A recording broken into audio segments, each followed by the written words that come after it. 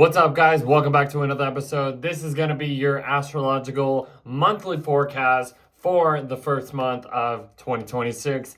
January, we are entering a whole new year, and January is actually looking really good, guys. I'm telling you.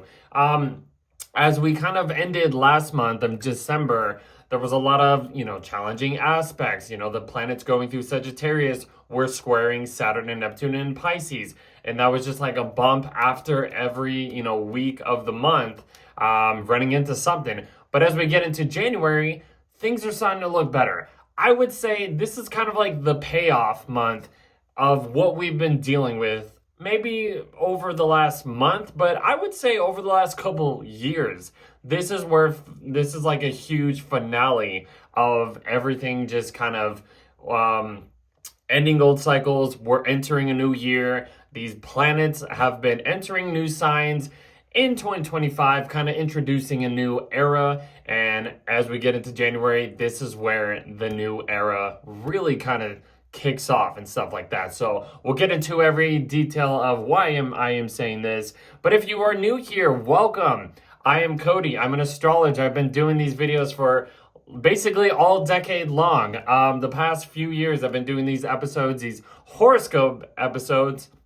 I basically talk about the astrological monthly overview of like every important transit. And then later on in the video, I go through all 12 zodiac sign, rising signs, I should say, and describe the transits happening in different areas of life in the houses, based on your zodiac sign, rising sign. So if you don't know any of that, look up on any astrology website.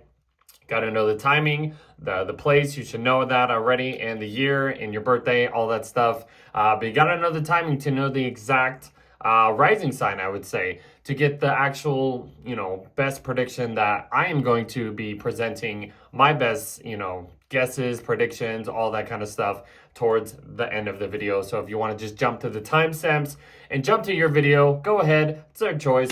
But if you just want to still kick it, watch this whole video, that's what's up. Shout out to you guys. But just, welcome. This is cool. I'm really excited. You can kind of tell I'm in a good mood talking about January. A lot of good astrology happening in January, guys. So for January, there's probably like 9 major transits, I would say, happening this month. We got Mercury finishing its time in Sagittarius, kind of been doing that Mercury retrograde back and forth thing. It's going into Capricorn the first day of January, and we're building up to a full moon in Cancer, which is looking really, really nice, guys. I am really looking forward to this full moon in Cancer. It's going to be conjunct Jupiter, so that's another important thing to talk about. We're going to be having this Mars, Venus, Sun cazimi. So Mars and Venus are literally coming up to the sun and being basically burnt up, but their cycles are kind of just being refreshed at that time, and we will get to that in a second. Then Venus will lead everything, lead the planets into Aquarius. We have a new moon in Capricorn, and then the sun will follow Venus into Aquarius. Aquarius season starts. Then Mercury and then Mars will join the party. And then, as I was saying, Neptune will officially enter Aries, beginning the official kind of like era when Neptune enters Aries. So this is like a huge, huge deal towards the end of the month. So that's basically all the important transits. So if you're excited to dig in, see what's up in January, please like, share, subscribe before we jump into. Thank you for being here, and thank you guys for just giving me, just kind of blowing up my channel. My YouTube channel has been blowing up for you guys. It's been really, really exciting to see the reactions of just everything going on, and I am just looking forward to this new year, and just kind of just seeing where everything goes. But I just want to shout out to you guys. You guys are the best. You're making this even better than I am actually anticipating on doing this. So just kind of want to shout out on that. So if you want to follow me on any social, I am mainly active on Instagram, Codifer Versin. That's where you can search for. This is where I usually just kind of advertise most of my stuff. I do my merch sales. I advertise the new zodiac sign merch on it as well. I give little, also little clips of these videos on, YouTube and TikTok and stuff like that. So, and then I draw like the little, astrological illustration month. I have a calendar and stuff like that. So I usually kind of share that as well. But this is where I do most of my stuff, guys. So if you want to follow me, Codifer, Instagram, mainly active there. If you want to see any more links, what else am I doing? I am active on Patreon. You can support the channel by becoming a $10 tier just to support your guy. Or you can join as a free member. I do written horoscopes for free members, talking about each season and stuff like that. If you want to just become a free member, I have a few people on there so far, so come join, even if it's just a free member, or just support your guy. YouTube, follow me on YouTube. This is basically where it ends up going on to eventually. I'm very, very active on TikTok. I'm probably going to start going live on TikTok more often, so if you would just want to, come hang and, just see what's up and whatever. It might be, doing some astrology talks on TikTok and stuff like that. But come follow me on TikTok. It's fun. Merch website. That's where we're going to go in a second if you want to check out my merch. It's the best clothing brand ever, guys. And then if you want to follow me on Facebook, I'm on Spotify. I just added the Spotify link. So hook your boy up on Spotify and follow me up. These videos go on Spotify, YouTube, and Patreon as well. So those 3 platforms, basically. So let's go to the merch website. So it's going to be Codifer's Universe, spreadshop.com. This is my merch website. Right now, I'm having a 25% off, $50 and more on everything. Kind of in the middle of December at this point, but I will, excuse me, I will be having another 25% off, $50 and up, towards the end of December and like the first, 3 or I think it's like the first 5 days in January. So it's like December 29th through January 6th, I think. That's going to be my New Year's sale if you want to check that out. I believe I showed you guys the Capricorn merch in the last video. It's looking really cool. I have literally all 12 zodiac sign merch designs. I am going to be releasing the new Aquarius merch by this month. So if you want to just check that out, that should be out sometime in January. The Year of the Horse design is going to be out for the new Chinese New Year. That looks really cool too. I'm really excited to get that and share that. But here's a bunch of just stuff on here. I showed you guys the Sag merch. A bunch of stuff, guys. It's cool. Best clothing program, best clothing company, I would say. Not to brag, but this is really cool. The hoodies are really, really soft. Joggers are really, really soft. If you just want like little cups, cool little gear to have, it's cool. There's kids clothing, babies clothing, a bunch of stuff. They have some like ornaments for like Christmas and stuff, but I'll probably get rid of those at this time. But a lot of stuff on here, guys. So quick little what's new, what's coming, a lot of new stuff happening, new sales, new merch happening every single month. Come join. You guys are going to love it. So I need a drink of water because I am talking already a lot.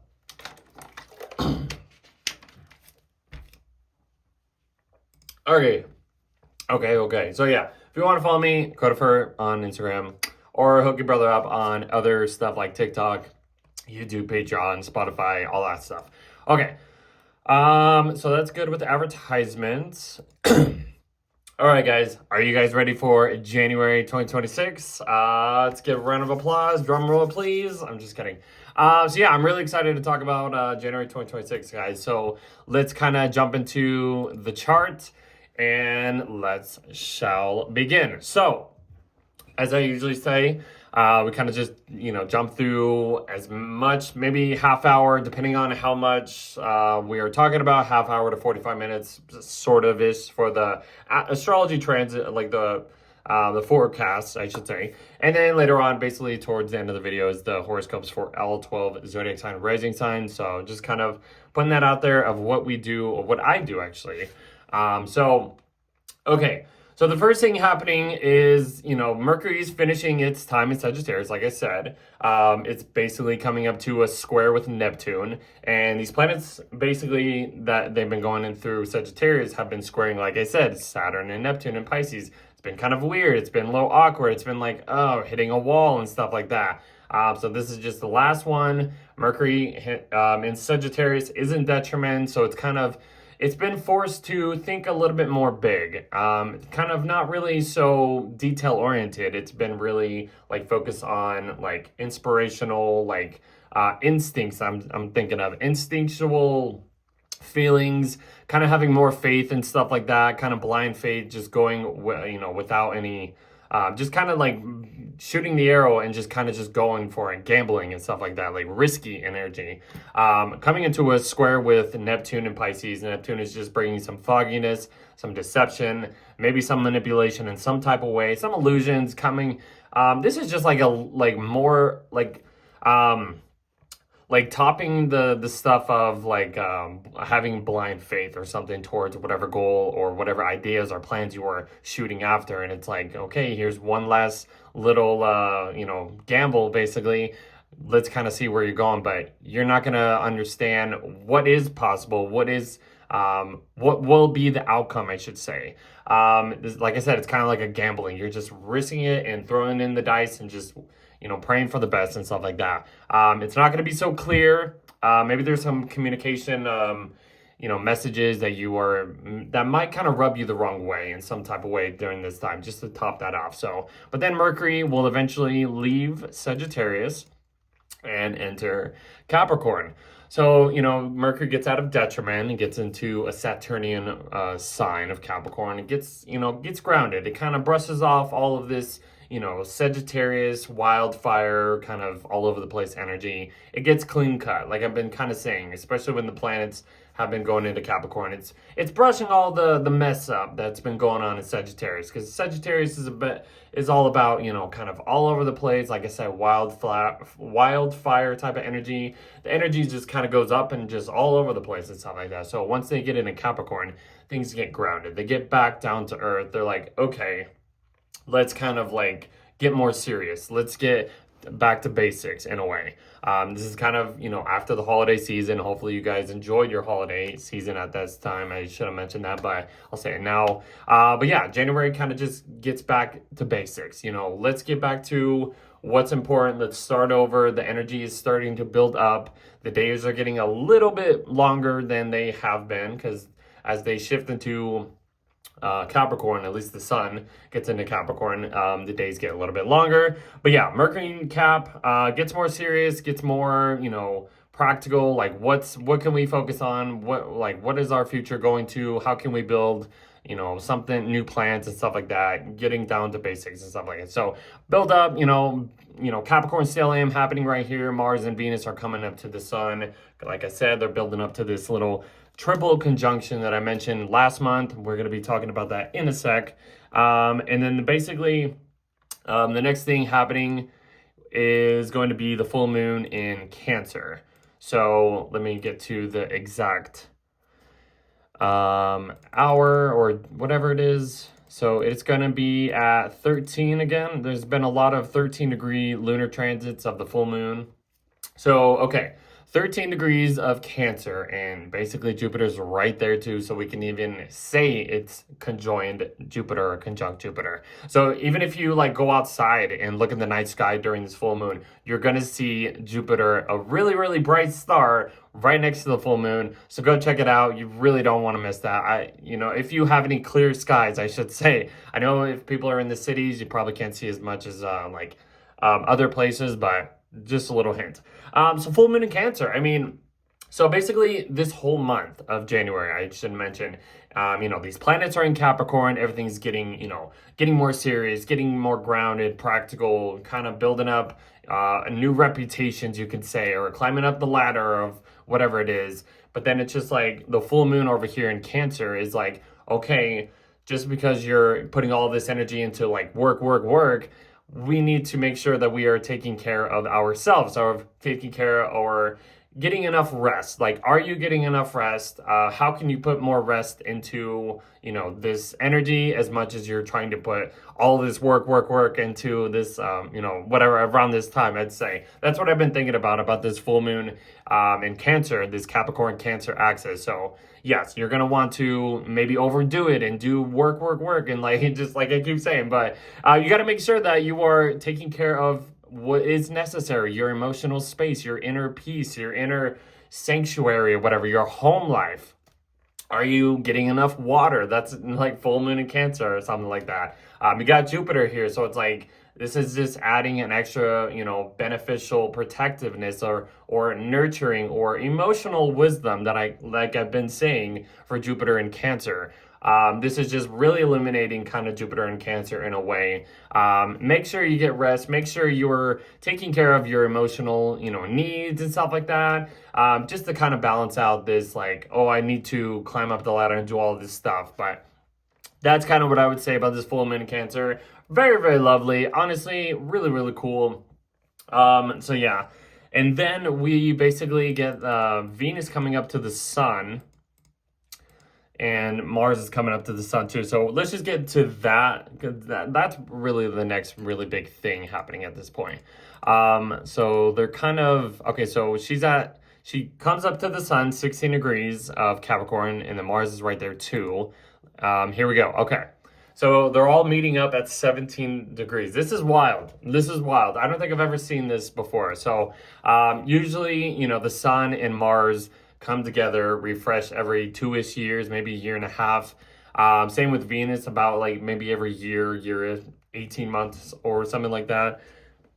But having, these two planets, Venus and Mars, coming up to the sun, they're all lined up. Like if you're looking at it, it's just wild. It's wild.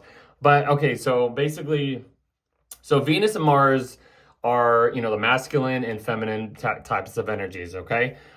They're both represent, desires and like attractions and sexual energies and stuff like that. So we can even, start with Mars. Our desired direction of where we want to go or head into or attack or whatever is being refreshed. And same with Venus, our desired attractions is being refreshed, restarted and stuff like that. So like basically, I think in like ancient astrology or something, ancient texts, whenever planets come up to the sun, they're basically being burnt up.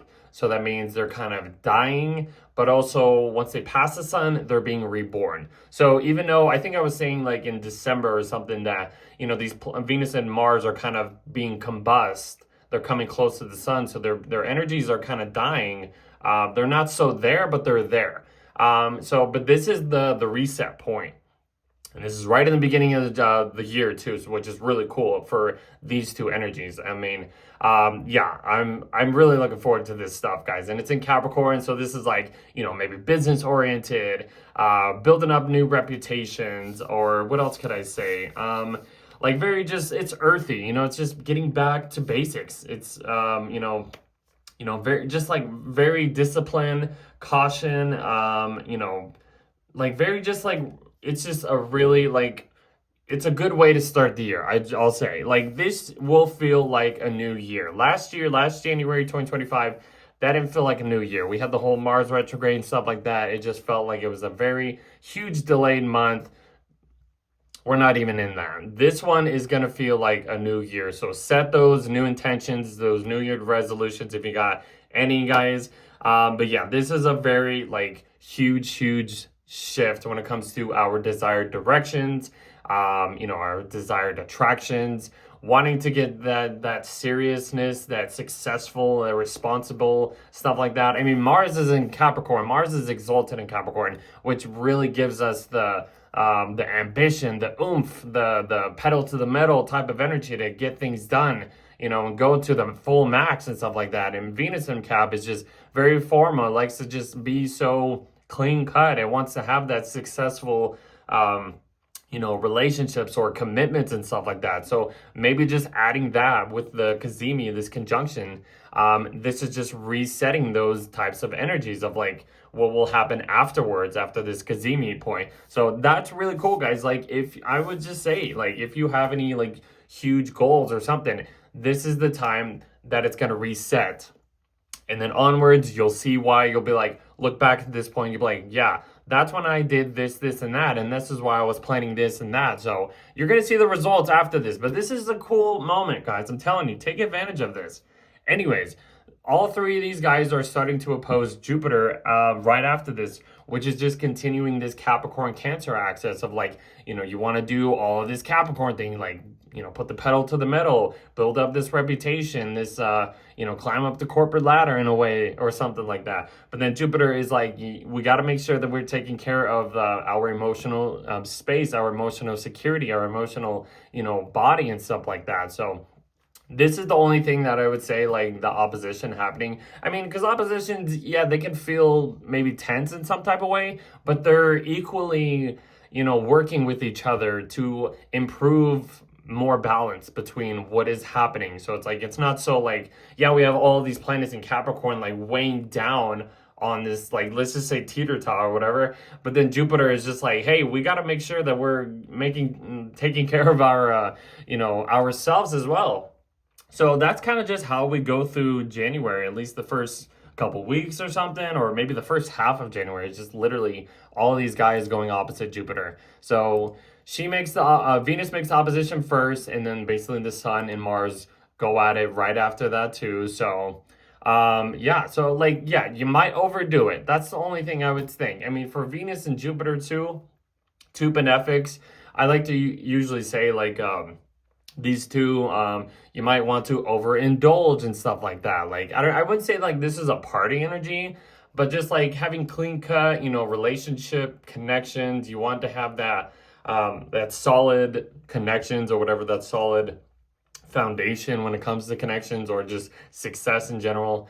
Jupiter over here in Cancer, this is the halfway point of Jupiter's retrograde, I should say, is just saying, yeah, we might want to overdo it, but we got to make sure that we're, taking care of what we need, and just to balance this whole thing out, guys. So if you overdo it, you overdo it. I mean, it might, but you got to make sure that you're getting enough rest. Let's just say you are at a party, you're drinking too much or whatever. You got to be like, hey, yeah, I got to make sure that I get a little bit sobered up or something like that. Just to throw that out there. Just to throw that out there, guys. Like, you might want to overdo it. And then Mars, like, this is another thing too. Mars is exalted in Capricorn. So it's going, to the full max at this point. Going opposite Jupiter, exalted in Cancer. So this is the one thing that I've been thinking about. It's like, you're gonna want to overdo it. All these two energies, these two planets are exalted and they're opposite each other, going at its full max. It's like, it's just overdoing. This is what it's like screaming at me. It's telling me, guys. So it looks exciting. It looks cool. Just make sure you take your breaks. You take your and stuff like that. So let's move on. We gotta move on. Let's see. So the next thing is, after that, all these planets start to sextile Saturn and Neptune. And this is what I was kind of saying, like, this is where things are starting to pay off, especially when it comes to like the Saturnian energies and Neptune and Pisces and stuff like that, because they're finishing their time in Pisces, about to leave, and go into Aries and stuff like that. So this is the next big thing happening. So Venus makes the makes the sextile first to Saturn at 27 to 27. Saturn, these planets are in Saturn ruled signs, so they're looking towards its ruler over here in Pisces, and Saturn is in a Jupiter ruled sign. So it's kind of like Jupiter and Saturn are still kind of in this trine sort of formation. It's kind of, a wide degree trine connection, but they're still kind of all connected. Like, everything is just pointing towards, Jupiter and Saturn at this point. And Jupiter and Saturn are going to continue this trine, especially later on this year in 2026. When Jupiter gets into Leo, Saturn gets into Aries, they're going to form that trine and complete that. That has been cool, guys. That is like some long-term success, or I wouldn't say, I guess you could say long-term success for all of us, but a lot of long-term growth has been starting up over the last couple of months of 2025. And, it's kind of building up a little. It's a little separated at this point, but towards later this summer, they're going to be like in fire signs. It's going to be very hot, very like go, go, go type of energy. It's going to be like it's going to be cool, guys. I'm telling you, we'll get to it once we get later on. There's a lot to talk about. Go watch my 2026 video. I should have mentioned that. Go watch my 2026 yearly forecast. I released that, literally in December, on top of December's horoscope. I recorded those 2 episodes around the same time, but go check out my 2026 yearly forecast if you want to see the whole thing of like what is kind of happening through this year. Shout out to that, just point that out. Anyways, these planets are going to start to sextile, Saturn and Neptune. And like I said, this is kind of like getting everything. This is where things pay off. This is where the fruits of our labor actually start to we see what we've been dealing with over the last couple of years. Saturn and Neptune are going to be forming a conjunction, especially in February, which I was talking about in my 2026 video. That is a huge deal. Look, they're kind of 2 degrees apart. They've been basically conjunct each other since, I don't know what, last couple years. It's been building up. They got really close last summer. They're getting as close as it's going to be. And then moving into February, they're going to make that complete conjunction at 0 degrees of Aries. Huge deal. I was kind of explaining boundaries will be, basically dissolved. Our realities are going to be changing at this point. We'll get more into that in February, or go watch my 2026 video. Venus sextile Saturn. This is just getting a little opportunity to really, get more serious. Venus is, look, I know I'm all over the place. These planets going sextile, these planets, basically that's really it. It's nice. It's easy. I shouldn't get carried off. I can go on and on. But anyways, so Venus is in Capricorn. Getting, it's a very clean cut, very, valuing stability, like a foundational stuff. Sextiling its ruler, it's really just giving it's just good energy. It's literally you're finally accepting or getting a gold medal or a reward, I should say, to all this Capricorn heaviness, not really heaviness, but just successful long-term stuff that is just building up, starting up at this point. All of January, guys, honestly, I should just say, is just really just setting the tone for the rest of the year, honestly. And whatever's happening in Capricorn right now will continue, will pay off later on, especially, as the months goes on and stuff like that. So, I mean, yeah, Venus sextile Saturn, and then Venus sextile Neptune, getting more just, connected with your, I would say, I guess, spiritual connections, getting more grounded with your dreams, valuing this long-term success. Sun sextile Saturn, same thing, putting the focus on, on, more hardworking stuff, getting more serious, reliable, getting conserving your energy towards any long-term success, long-term achievements.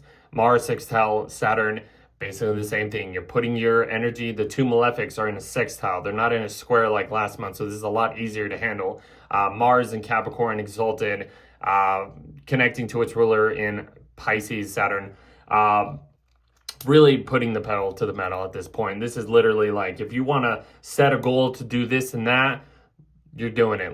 This is a lot easier to actually access those, let's just say, those tools to really get your engine rolling at this point. And it will kind of pay, like I said, it'll start to pay off as, your long-term goals, kind of connecting to these long-term achievements, these long-term plans over time and stuff like that. So really take advantage of this point, guys. I'm telling you, this is going to be a really interesting month. Really super cool when it comes to long-term achievements, long-term plans, where we are kind of shifting into, all I've been saying over the last, mainly in 2025, is old cycles are starting to end.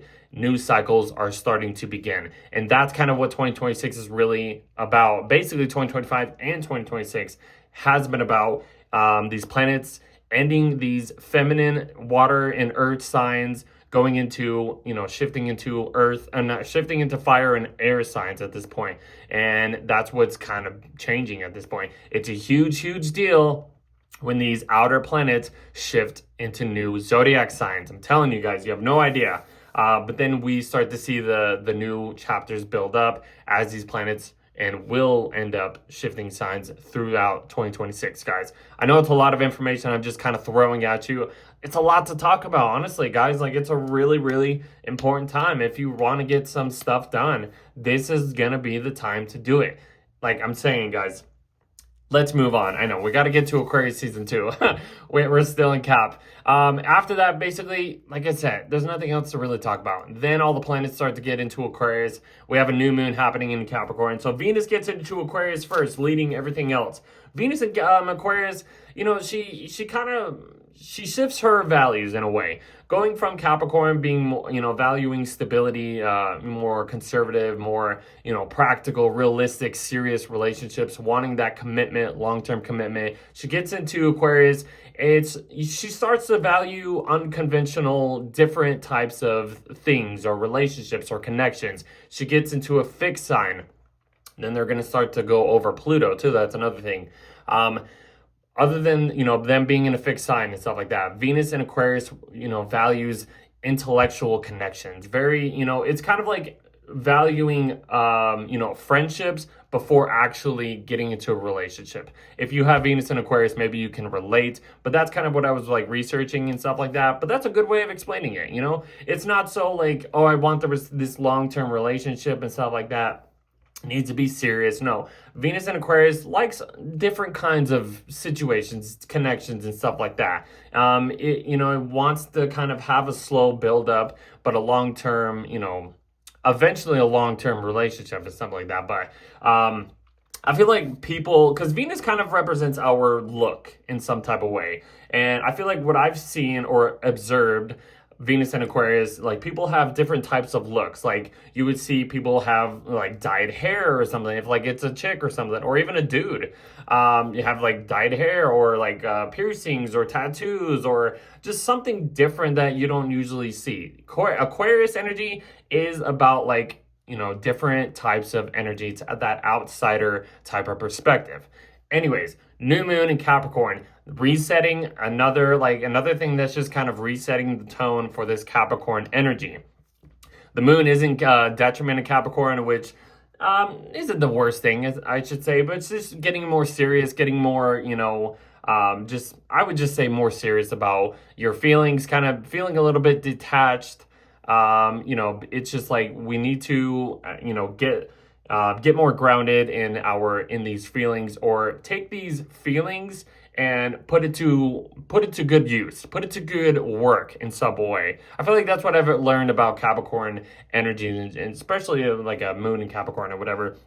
Because I mean, yeah, Capricorn kind of has that. It is an earth sign, but it has that little water quality to it because of like it's a sea goat, half fish, half goat, and stuff like that. So it does have that deep emotional, you know, energy there. But it's, you know, but this is like where, you know, you can set those realistic, those New Year's resolutions. It's the first new moon of 2026, of the new year. So if you want to really like set those intentions, you know, get grounded, get more serious, get more committed towards these goals, this will be the new moon to do it towards. Then the sun will get into Aquarius. Aquarius season begins. Mercury follows, you know, into Aquarius, and then they're sextiling Saturn and Neptune, I should say, at that point. Let me kind of like go back. You know, you could just add that, like what I've been talking about, guys. Putting this long-term commitment, goals, and stuff like that into these dreams, these long-term achievements and stuff like that. I've been repeating myself. Same with Mercury, thoughts, communication, processing information more seriously. Mercury's coming into the heart of the sun as well, too, getting refreshed. That's kind of like Mercury direct on the opposite side of the sun, so it's getting a little faster. So yeah, that's kind of like a little thing happening there. Then we get into Aquarius season. Mars is starting to build up that little sextile with Saturn and Neptune on top of that. Aquarius season, you know, it starts on I think it's the 19th into the 20th. So I believe it's the 19th. But the first full days, you know, January 20th. So Aquarius season, the sun is entering its sign of detriment at this point. This is kind of like a low energy type of energy, which that's just the energy of Aquarius, the sun in Aquarius. But Aquarius energy is really interesting. I don't know. I like Aquarius energy. I mean, I'm a Sag.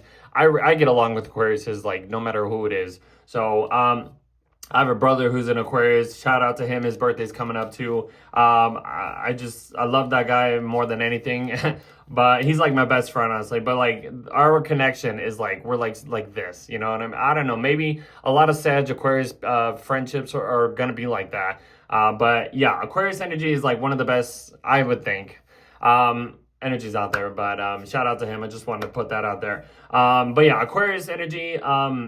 Like I would think what I've learned is Aquarius has this kind of like it's this outsider perspective, outsider, objective, not objective, but just, I guess, a little bit. It has that, 10,000 view perspective of everything. Because, like, look at this. The sun rules Leo. It finds its home sign in Leo. It's about the individual. It's the hottest point of the year. It's the shining its light to the max. It's being the spot. It's what is it? The performer basically. And then Aquarius is kind of like the audience, the people and stuff like that. But having this sun in Aquarius is representing an individual in this widely world, basically universe that we are put in. So it's not just focused on one person. It is focused on, everybody basically, which is a cool little side note on that. So yeah. Yeah, I don't know. Like Aquarius energy is really cool. It can be very detached, I should say. You could say they're humanitarian people, but Aquarius is kind of like they're like awkward, but they're super social, but they're super cool, but they're like I don't want to be around people kind of type of energy, and it's weird, but it is still a Saturn ruled sign. I would say if you're looking at traditional rulership. So it has that kind of like long-term, vision, I would think, because that's another Aquarius theme, I mean, especially having Mercury in Aquarius too, Mercury works really good in Aquarius. Your thoughts, communications, and it is fixated on stuff, but it's very futuristic. It's very like 2 steps ahead or 10 steps ahead of everybody else, or in the way it thinks and stuff like that. Rebellious energy. They're very rebellious, eccentric, unpredictable, and like very inventive. Kind of, it has that Uranian type of energy. If you want to go, modern rulership, whatever you do, they can be a little bit cold. Just very, I don't know. They're friendly people though, for the most part. What's another thing? Just very original type of energies, outsider perspectives, kind of like that. That's Aquarius season. One thing I should say before we continue, we are getting closer to eclipse season, especially as we get into January.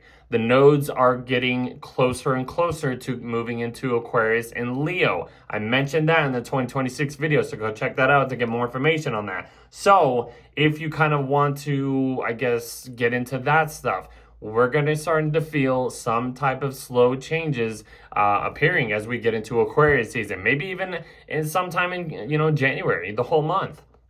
Anyways, that's a lot to talk about. Then let's get Mars into Aquarius. So there we go. So Mars makes a little sextile to Neptune before it leaves Cap, kind of putting your ambitions, your energy towards any long-term goals, any fantasies, perspectives, idealistic perspectives on these, widely, dreams that you want to go after and achieve and stuff like that. Then Mars shifts into Aquarius and gets a little bit more unconventional. It gets a little bit more different, Mars is leaving its sign of exaltation. So, I mean, it works okay. I would think in Aquarius, it's not the worst placement, but Mars in Aquarius, I feel like, so Mars is about, drive, energy, ambition, short-term goals, just going after stuff and stuff like that. It's entering the sign of Aquarius, just adding this more unconventional, different type of energy of how it does things. It might do things in a, not in a traditional way like Capricorn, but just in a way that's more like just outsider. You're like, oh, you don't expect them to do something, and then they kind of like get like a little curveball kind of action towards something or whatever. I would think Mars in Aquarius, because it's representing the people, kind of fights for, groups of people, or, kind of combines forces together in order to like fight for some type of justice or some type of thing. I don't know, kind of like a protest in a way, I would think. But yeah, Mars in Aquarius it's going to be here until, I believe, March or something like that, the end of February. But yeah, Mars and Aquarius, yeah, I mean, fight for, different types of ways. I feel like some people that have Mars and Aquarius, like if somebody's mad about something, they encourage them to express that anger. It's like, yeah, let's be mad about that, or let's join forces and attack this problem or something like that. I don't know, kind of a little side note, what I've observed. What do you guys think? I don't know. That's kind of just what's going on. I should mention, like, all these planets are going over Pluto. I forgot to mention, Venus goes over Pluto first, and then Mercury, and then the Sun, and then the Mercury Cazimi happens basically kind of like as we get into Aquarius season. Mars going over Pluto. There's going to be some deep, psychological transformations if you want to get like into that, but like deep, hidden, secretive, energies are going to be uprooting during this time. Venus conjunct Pluto. Deep relationship connections, either manipulation situations could happen, or these relationships that you link up with kind of bring some like new unconventional type of energies that like uplift these relationship connections, or these values that you are maybe seeking or connecting with, or something like that. The Sun basically on Pluto just really gives this powerful, deep force towards this, willpower that we are expressing. And even if it's a little lower type of energy, it's not so like out there. It is a deep, powerful, psychological, psyche, whatever, kind of, energy of what the Sun is kind of like coming up to Pluto, and like Pluto's like transforming this huge, I don't know, something like that. But then, then Mercury, deep conversations, or this, you like kind of discover some investigation stuff. Like that's another thing. Excuse me. These deep, hidden thoughts maybe come up to the surface at that point, or you hear some like some grand force that like kind of like takes over certain things that you were talking about, or you get a huge message that's like super powerful. You're like, whoa, that's kind of a lot to handle, or something like that. Or it could be the other way around, or something like that. Huge forces are really getting uprooted around this time. And then Mars and Pluto, you want to watch out. I would just say watch out for like fights or whatever at that point, because Mars, Pluto kind of represent the same energy in a way. So kind of like be careful if somebody crosses you the wrong way. That would be some like huge powerful shifts coming up to the surface, or something comes at you in the wrong way, and then it just like huge explosions, or we see some type of like explosive energy on the world stage. I don't know, just throwing that out there. That's just kind of how we are ending the month though. But before we get there, there's one last thing happening.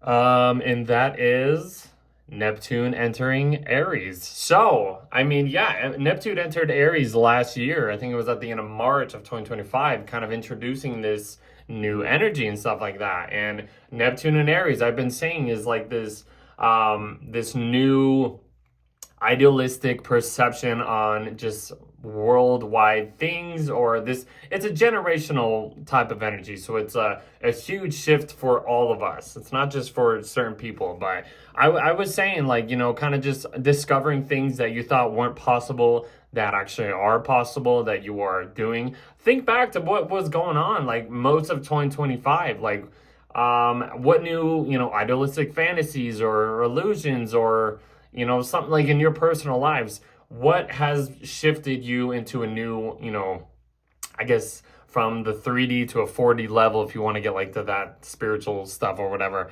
Yeah, I mean, it's Aries. This is going to be some like type of warlike energy. So, I mean, We're going to continue this stuff happening here on the global stage. A lot of 2025 is just kind of just whatever happened in 2025 is continuing into 2026. So, I mean, we had a lot of stuff going on around, you know, the world when it comes to like confrontations and, you know, with countries. That might continue, just to put that out there. It's just kind of a continuation. That's kind of it though, guys. That is basically, and what I should say, like I wrote down Neptune and Aries on January 26, 2026, and it'll be here. It's not going back into Pisces at this point. It's officially in Aries starting from now. Starting from January 26, 2026, all the way to May 21st, 2038. That's 2038 that I just said. 2026 to 2038. And then it'll enter Taurus for a little bit, go back into Aries, and then officially you get into Taurus in like 2039. So look at that as a huge, like, whoa, that's a huge timeline right there. That is Neptune's, you know, time in Aries.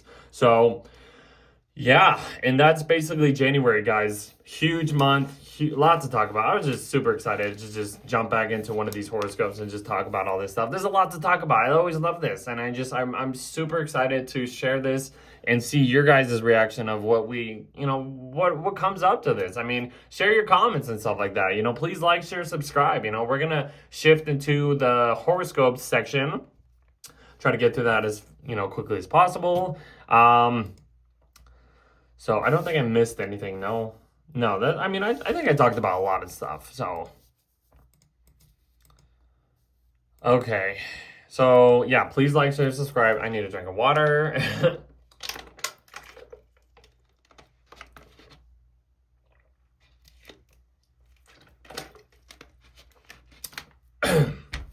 Ooh, lot to talk about. Okay. Let's see. Okay, so yeah, we're gonna shift into the horoscopes section at this point. So let's kind of get through this. This is rising sign horoscopes, guys. Check your rising sign. Timing is the most important thing to think about. Okay. If you are an Aries rising, so Aries rising, a lot of stuff is just continuing in this 10th house area for you. You know, this is like, this would be a good explanation of what I was explaining for most of the astrology forecast video of like, you know, you're putting all of this energy into your career, achievements, your work life and stuff like that. And then we're kind of building up to full moon in Cancer on top of Jupiter. You got to make sure that, you know, this is like making sure that you are getting enough rest, taking care of your home life, making sure you're, making sure that you are getting in, you know, creating this balance of, you know, yes, you maybe focus on a lot of, you know, you want to be responsible or you have to be responsible or you want to just put all this energy out there, but you got to make sure that you are taking care of your private life, your home life and stuff like that. Making sure everything's kind of in balance at this point. Are you getting enough rest at home? Are you getting enough sleep, water, food, all that kind of stuff? And you have Jupiter here too, so it's just encouraging this more Jupiterian benefic energy when it comes to your home life and stuff like that. So you got to make sure everything's kind of in order. If it isn't in order, you're going to find out something around this time because the moon is full, it's illuminating. It's at its peak. So make sure that you are getting enough, you know, rest and stuff like that. So, yeah. And then you kind of have this triple conjunction happening. You know, Mercury just entered your 10th house, you know, encouraging you to think about, you know, more successful things or just your career, get more responsible. How do we structure and get more grounded and stuff like that? That's kind of what Mercury and Venus, Sun, and Mars are doing in your 10th house. Then, you know, Mars and Venus are coming up to this conjunction, this triple conjunction happening here in your 10th house. So this is like really, you know, refreshing the energies when it comes to your ruler. Your ruler is exalted at this point. So you are probably working pretty good, feeling good at this point, I would think. If you have any placements in, you know, Aries, might be squaring it, whatever. Just pushing you to, you know, do something or whatever. But yeah, this triple conjunction, Mars, Venus, and Sun, they're all coming up to this Kazemi point, being refreshed, being combust at this point. Desired goals, desired attractions and stuff like that. It is kind of being refreshed. Maybe after this point, you have some type of new goal or new path, a career path that you want to go after and stuff like that, or just wanting to attract more, successful things in your career or something like that. Your work, your career life, your public life is being, refreshed at this point. So that is really exciting. And you'll see the outcome after this point, guys. Then they basically just kind of just continue this opposition with Jupiter, just making sure your home life is just as good as your public life or something like that throughout the month. Super, super cool though. Not too bad. Then I think everything starts to go into Aquarius, entering your, whoops. Hold on, guys. Hold on. Gotta get this right. Whoops, wrong way. Venus will eventually get into Aquarius, go over Pluto. So everything starts to kind of go into Aquarius. But right now, let's just talk about Venus entering your 11th house. Venus into Aquarius, I mean, it's in your 11th house. This is valuing more, connections with friends, maybe wanting to meet more people or wanting to value more people that share the same dreams or same, lifelong goals as you. Maybe you're networking a lot at this point, or will continue to network as the planets start to move into your 11th house.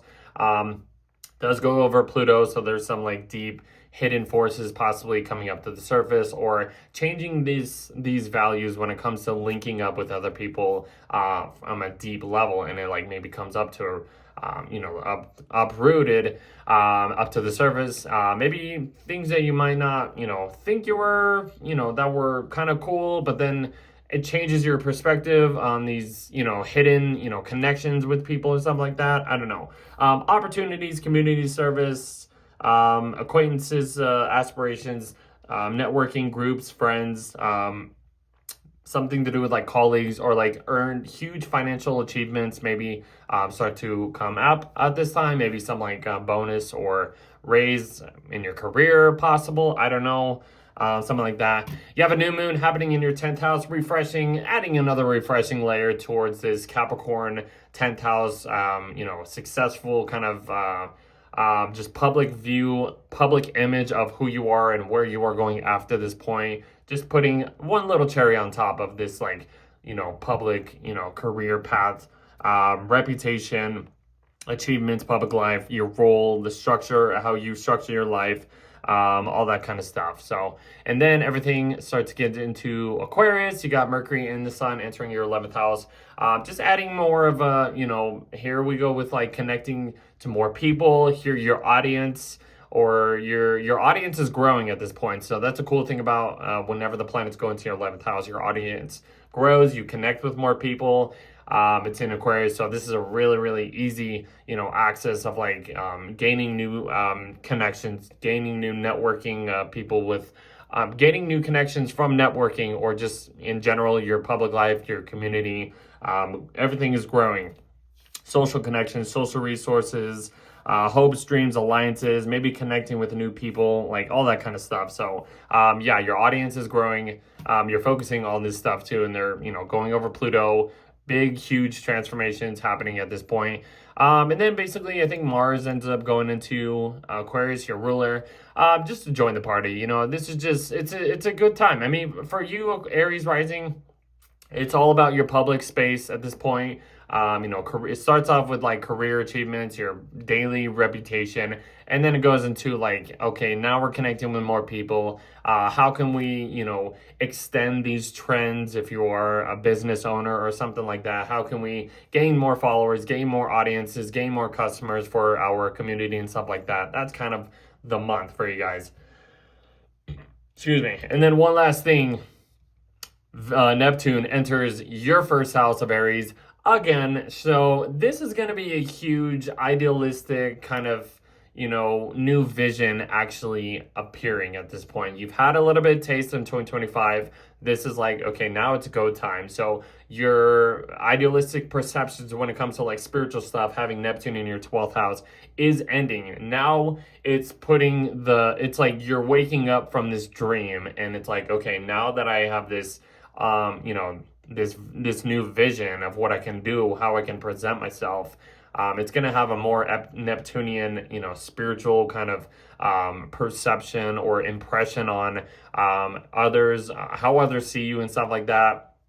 Very long time. It's going to be here until like the end of the 2030s. I think it's 2038 having Neptune in your first house, guys. So long time for you guys, Aries. And that's kind of it for you. I believe that is it. So we will see you in the next month. So I hope you guys enjoyed that. What am I doing? Okay. Whoops, I am way too far. Okay, hold on. I am going way too ahead of myself. Okay, let me just get to the right moment. All right, for Taurus rising. So for Taurus risings, a lot of the planets are still happening in your, are still continuing in this ninth house. Higher perspective, expansiveness, expanding your horizon, expanding your mindset, your perception on things. This is cool. I mean, it's in Earth sign, so it's really flowing really good for you guys. You're having well, I should say Mercury enters your ninth house of Capricorn on, the 1st of January. That's just kind of shifting. Mercury's getting out of detriment. It's getting into a more, I would say better sign to work with. Getting more grounded, getting more serious. I'm focusing on, like I said, higher perspectives, maybe philosophies and stuff like that. Focusing on foreign topics, spirituality, if you want to, include that, religion, legal matters, just foreign stuff in general. But yeah, expanding your mindsets at this point, looking towards long-term visions and stuff in a way.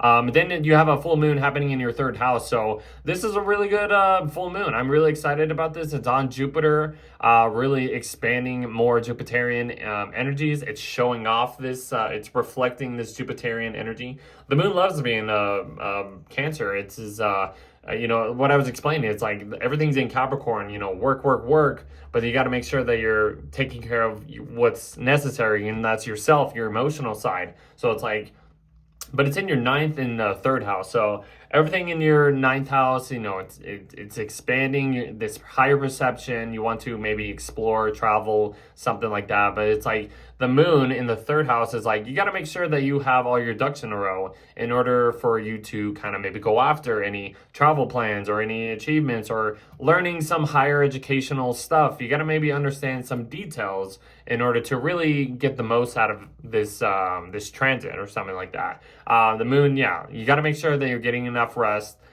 making sure that you are just taking care of your necessities and what's really good for you. The moon loves to be in the third house. That just kind of adds another layer of just goodness, I would think. Very, very interesting full moon, guys. Super cool. Take advantage of that. Maybe connect with people online, interactions around your neighborhood, people, family, relatives, all that kind of stuff.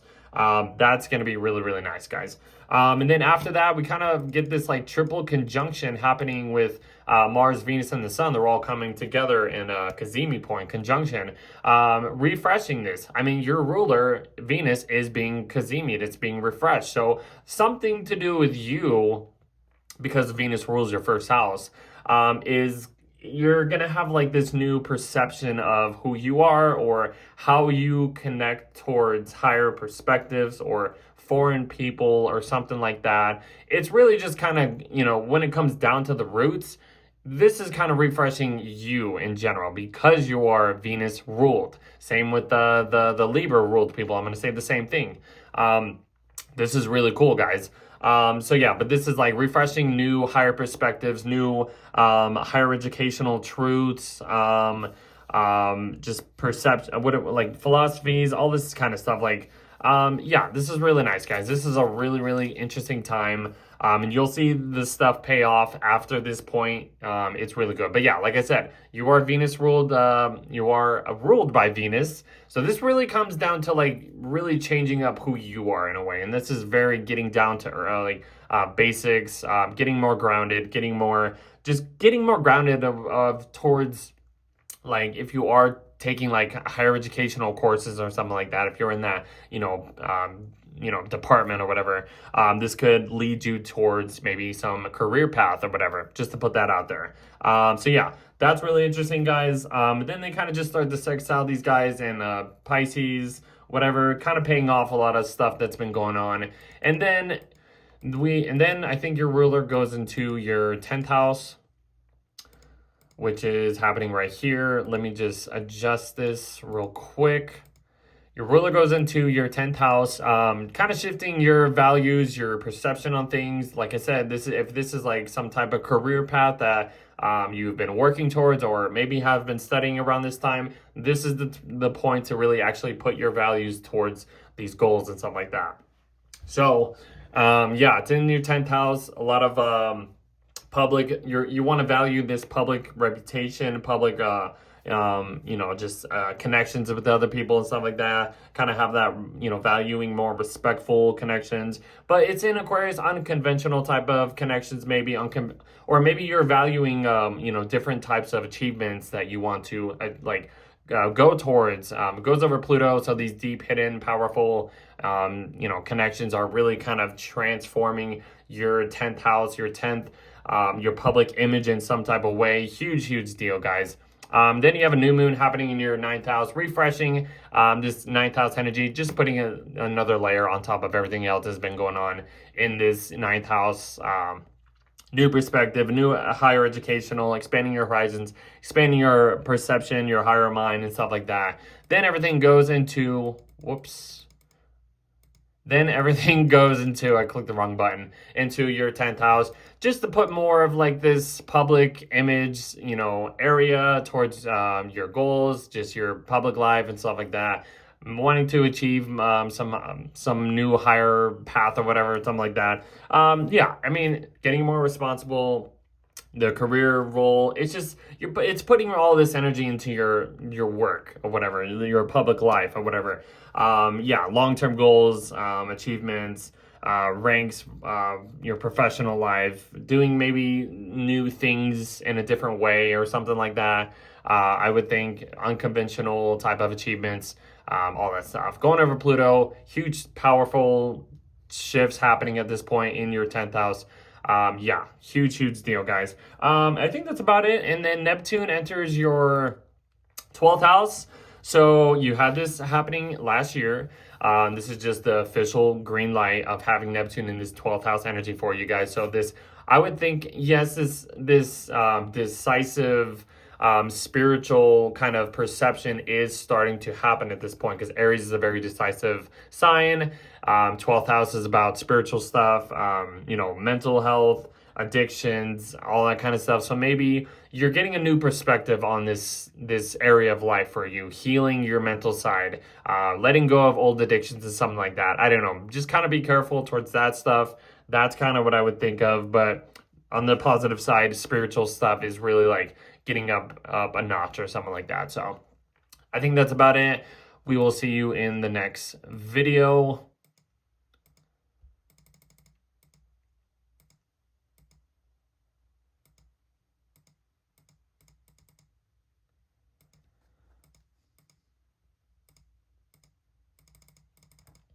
All right, for Gemini risings, so everything is continuing in this 8th house for you, Gemini risings.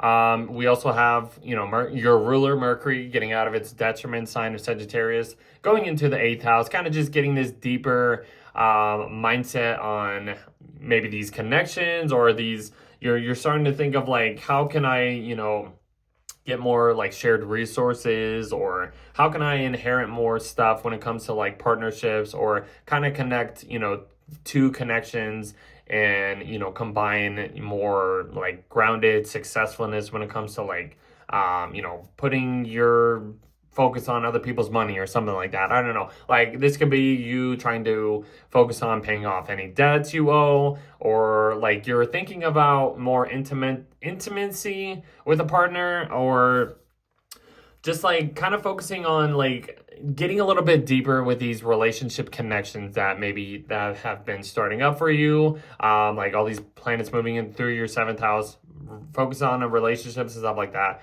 Now it's getting into your 8th house, getting a little bit more deeper, but it's more financial focus and stuff like that, like like something to do with your partner's money or something like that. You're starting to think about how can we be more conservative with shared resources. That's a good way of explaining that. But yeah, inheritance, contributing, joint ventures, joint financial stuff happening here. Maybe getting a little bit more, deeper with your connections, or these connections with a partner or something like, I don't know. I'm like repeating myself. Psychological energies happening is what you're kind of maybe focusing on too, something like that. Then we have a full moon happening in your 2nd house of, this is in Cancer on Jupiter, which is really nice. I was basically talking about this for like the most for most of the forecast, and I was explaining. I can't even talk. I was explaining of like this Capricorn Cancer axis is about like making sure that you are taking care of your home life in order to balance out this this public work life or something like that. So you got to make sure that you're taking care of what's necessary for you. It's in your 2nd house. All these planets are in your 8th house. So like what I was continuing saying, like all these planets are in your 8th house, focusing on like a partner's money or other people's money, but also making sure that you are taking care or being aware of your spendings or what's going on with your personal finances or values or possessions or priorities and stuff like that. How can you balance out these necessities and stuff like that of your ownership or your stuff with other people's stuff? That's kind of the balance out with the 2nd house and 8th house axis for you guys. So maybe this is going to be the point where if you have a partner, you start to kind of like get down to basics of like what is worth spending or what is worth, kind of like maybe holding off, making sure this is, taken care of, making sure my emotional security is safe in order for us to maybe join some, soul, or not even soul contract, but just like some financial contracts that you might want to sign or something, or combine your money with or something like that, or I don't know. You and a partner's finances or you and other people's money is going to be the focus. Something's going to be aware at this point, guys, for you guys.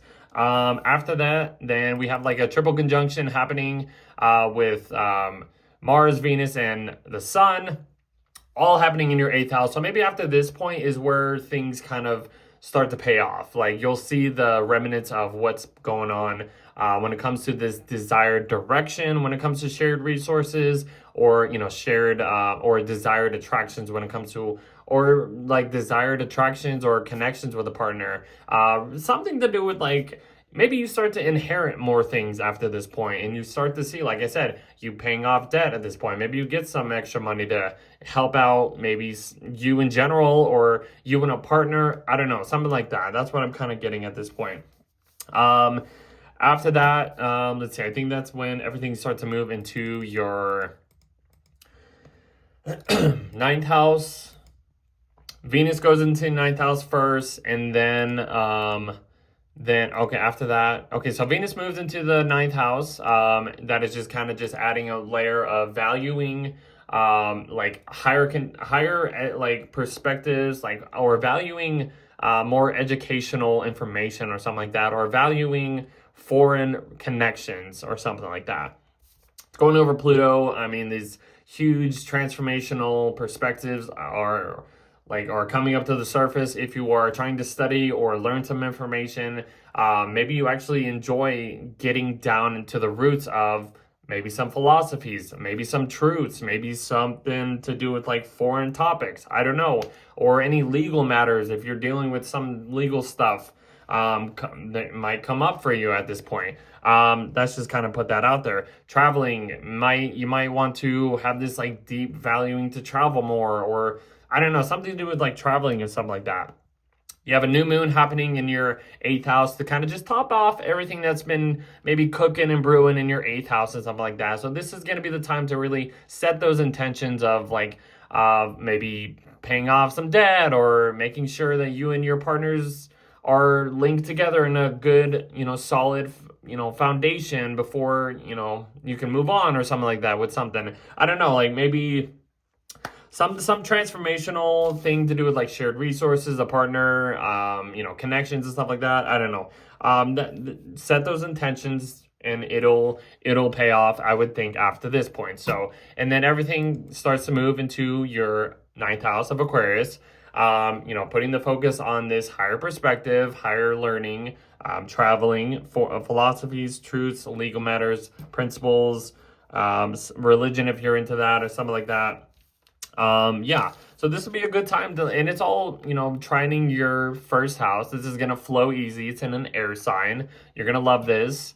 Your ruler's in Aquarius, which is works really, really good. So that's really good for like learning, discovering new things, or going over Pluto. So deep hidden information, deep hidden forces are coming up to the surface, which could go either way, looking at it good or bad or whatever. But a lot of focus is just expanding this higher perspective for you guys. Then Mars gets into a sign of Aquarius into your ninth house, just to put your actions into maybe more traveling, maybe more, deep hidden forces come up to the surface as Mars goes over Pluto. That really kind of change your perspective on just any situation, any philosophies, any truths, any just like if you're traveling somewhere and you discover some like deep, I don't know, some discovery or whatever, and it kind of changes your energy or something like that. I don't know. I'm just kind of spitballing here. Hopefully it makes sense though, but that's kind of like how we end the month as well. If you want to travel or whatever, or learn some deep information, like this would be a good time to do that. If you are trying to go towards some career path, maybe this will be a good time to really study, really get down to the homework of something, and then later on it'll pay off or something like that. I don't know, just put that out there. Then the last thing happening is Neptune is entering your 11th house for good. You had a little bit of taste of this last year. Neptune entering your 11th house is changing your perspective on just, group matters, group situations, friendships, communities. There's like a spiritual kind of connection if you link with other people. And it just kind of brings more of a decisive, action-oriented kind of vibe or something like that. I don't know, just to throw that out there. So yeah, you should kind of know what was happening. Kind of had a little preview happening there as well. So that's kind of how we end the month. But yeah, Neptune's going to be in your 11th house for a very, very long time, until like 2038. Then Saturn will join. So that's another whole story next month. So we'll get to that next month. And we will see you in the following video. Excuse me.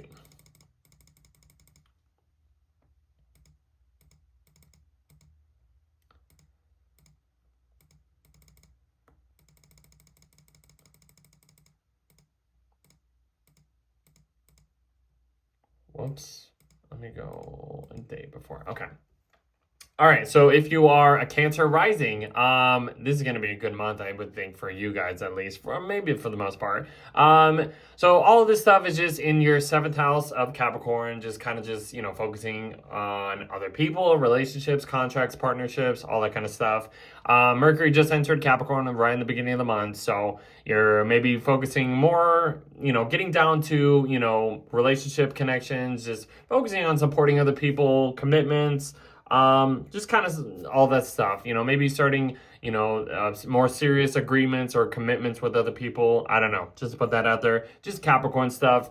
You have a full moon happening in your 1st house, which is really lovely. This is really shining the light on you guys at this point. So this is like saying, like, how can you help your relationships, make sure that you are getting the most out of this energy or something like that. I was explaining like Capricorn Cancer axis.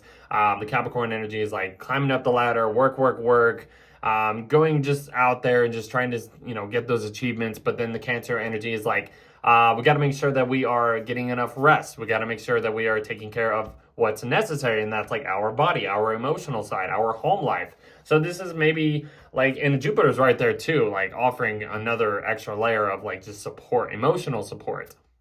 It's probably been really lovely having Jupiter in your 1st house for you guys, Cancer risings. But yeah, this is just illuminating more like support from how you can help others, or how you can balance out this connections that you have with other people, of like, maybe supporting other people, or maybe people who need to lean towards you for, I don't know, some like just advice or support in general. I don't know, something like that. But or just maybe you discover some emotional situation, emotional feeling that kind of comes up around this time that kind of changes your perspective on you and relationships in general, or something like that. I don't know. It looks good for the most part, guys. So that's really cool. Then let's see what else. I think it's this triple conjunction happening here. So we got like a triple conjunction with Mars, Venus, and the Sun happening in your 7th house. So I would think maybe after this point, relationships, or your relationships, could get like a little bit better, I would think, if there's any like uncomfortable things happening in a relationship or whatever. So, but Venus, Mars, and the Sun are all coming together. Your desired directions when it comes to like getting things done with, a partner, or just towards supporting other people, getting focused on commitments with other people.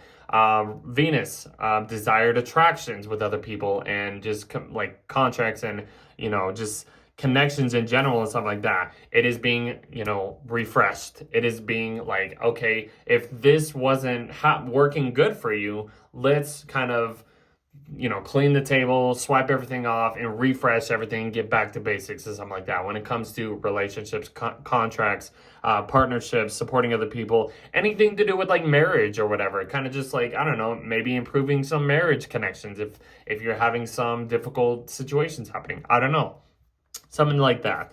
That's really cool though for you guys.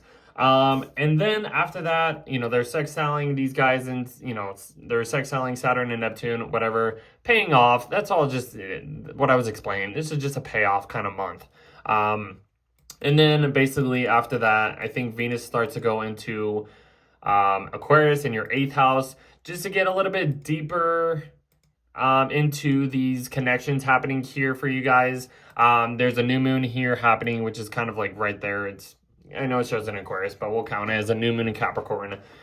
So yeah, Venus entering your, 8th house, going over Pluto. This is just really like getting deep down to the roots of a connection, or getting more intimate with a partner, or something like that. Like something is being uprooted. Maybe there's some secrets that you discover at this point when it comes to a relationship.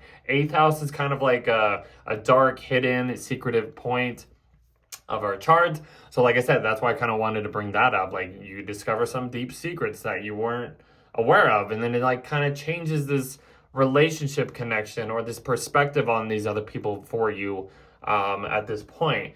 That's just kind of something else. And then you have a new moon happening in Capricorn. It's like right at the end of Capricorn. So just refreshing this, it's putting the cherry on top of this, relationship connections that's been going on. Kind of just maybe you're putting more, I would think like more serious commitments, more serious like just connections with other people at this point. You're putting a lot more energy, refreshing this type of energy when it comes to relationships or something like that. I don't know. It's all about kind of relationships for you guys. And then everything gets a little deeper into these relationships. So then the Sun and Mercury go into your 9th house, or 8th house, I should say.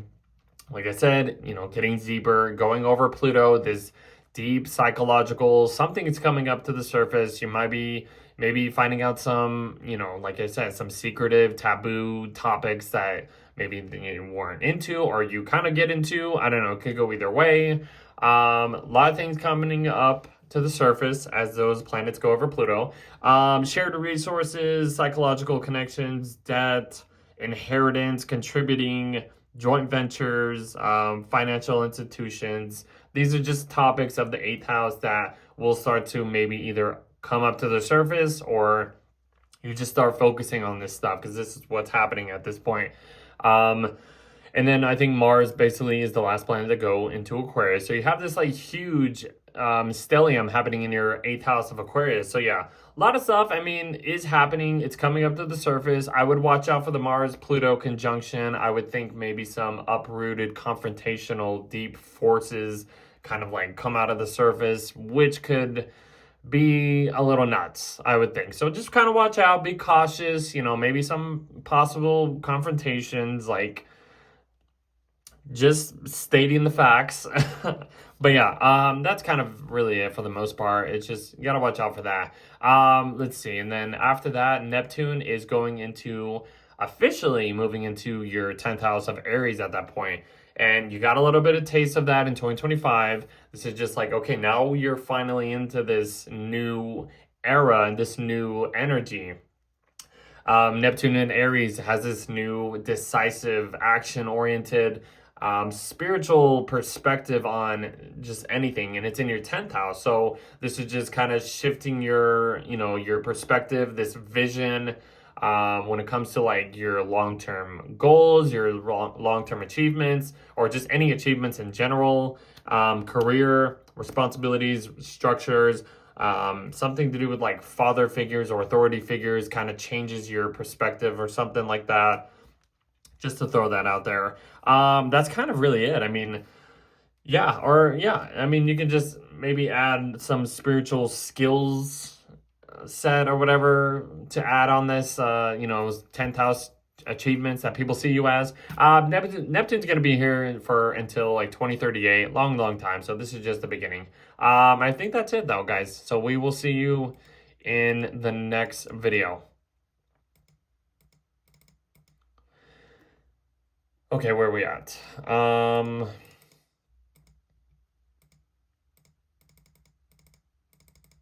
Okay, for Leo risings. So for Leo risings, everything is just continuing in this 6th house, like putting the work pedal to the metal when it comes to your work, your service, maybe doing some, some dietary, fitness training or something. You're focusing on that stuff. Physical health, I would say too. And that's another physical, that's a 6th house thing, is about your physical health, making sure you are operating, making sure your body is in the best suit of mind to perform any services in general. That's just something I would think of.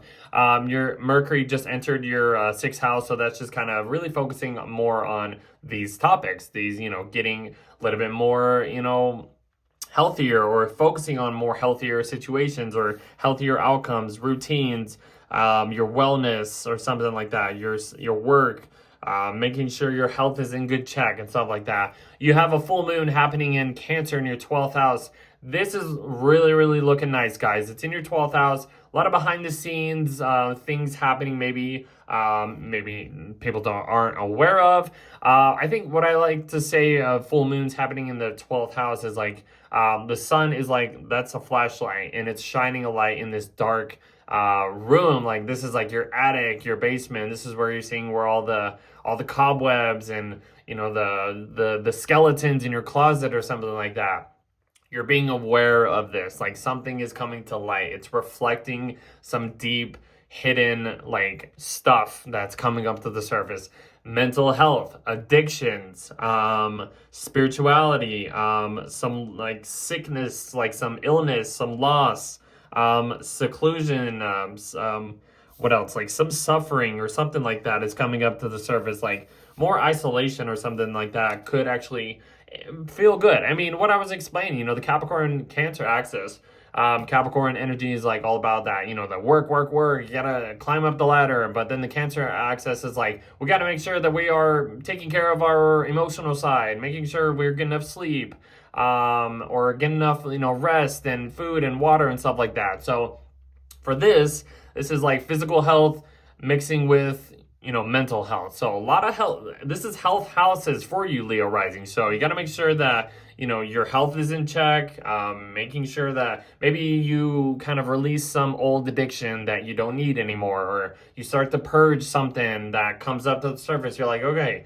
I don't think I really need that for my mental health, or how can I improve this by feeling more emotionally, safe and secure and stuff like that. That's what I would put out for that. After this, we have like a triple conjunction happening in your 6th house with between Mars, Venus, and the Sun. They're all coming together in your 6th house. So I would think maybe a lot of new ways of working or servicing your desired actions, goals, your desired attractions are really being refreshed. You're cleaning up all this and starting from scratch, I would think. Really, really good time to start New Year's resolutions, New Year goals. Yeah, that's going to be really exciting. But yeah, maybe you discover some new health routine that can improve your performance when you are working, or something to do with like your fitness or dietary, energies or dietary things that help your physical health, your physical body. Something like that. Or if you're taking care of a pet or something, you kind of discover some health situations happening for them. I don't know. It's just to put that out there. Yeah, really a good time to just clear, get a green light and clear up your workspace in general. Kind of organize your stuff, I would think. Then everything starts to move into your 7th house of Aquarius. Venus will go there first. You kind of have like a new moon here happening in hold on, we'll get to that. Okay, so Venus goes into your, it leads the planets into your 7th house of Aquarius. So you're valuing more, unconditional, different type of connections when it comes to relationships, contracts, all that kind of stuff. It's going over Pluto. So, I mean, yeah, you're going to have probably some hidden forces or hidden connections come up, to the surface that you weren't aware of, or you need to be aware of in order to maybe heal some relationships or something like that, even if it feels very fearful or scary in some type of way. Yeah, this is a slow moving transit though, but yeah, Venus going into your 7th house is just valuing more connections, more just easy going, I would think, for the most part. I don't know. So you have all these planets are going to start to move into Aquarius too. Because I mean, I can't just be like, oh, this is going to happen and that's it. This is a continuation. This is a train of, planets going into your 7th house. So new moon happening in your 6th house of Capricorn, just putting the cherry on top of like just, refreshing the energies when it comes to your work, health, routines, all that kind of stuff, just to kind of like top everything off. Set new intentions when it comes to that stuff.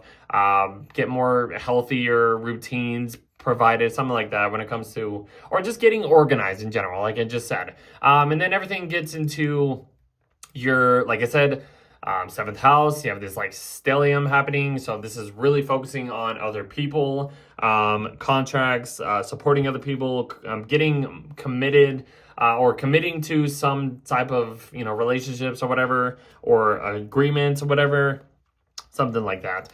Yeah, Mercury's there, the sun's there, going over Pluto. A lot of deep, transformational energies happening with relationship at this time. And it, like I said, you might need to face it, even if it feels kind of scary in some type of way, but it'll eventually pay off over time, I would think. So, and then let's see. Then Mars goes into Aquarius. One thing I've been looking at, and I'm like, Mars and Pluto are kind of explosive types of energies, just to throw that out there. So kind of watch out. Maybe some confrontational stuff happening with other people for you. Just kind of be careful what you do around this time. But for the most part, yes. I mean, like I said, you might have to face some type of situation in order to, maybe get past it or stuff like that. That's just to put that out there. But Mars, Pluto could be a little off track in some type of way. So just kind of watch out what you do. After that, that's kind of the end of the month. And then Neptune will officially enter your 9th house of Aries, which is, a continuation of what started up last year. You kind of might, you were testing the waters of this like higher perspective, higher educational wisdom or philosophies, or getting a little bit more spiritually connected or something like that. But then this is where Neptune officially like gives you the green light. It fully gets into this stuff. Your spiritual, decisive perception on just like expanding your mindset, this worldwide view is going to, open up in some type of way. So yeah, a lot of spiritual stuff, philosophies, foreign stuff. Yeah, huge, higher perspective, higher consciousness is getting like spiritually changed at this point. So yeah, pretty cool, pretty cool. Not a bad month, guys, overall. So that's kind of like how we end the month. So yeah, we will see you in the next video.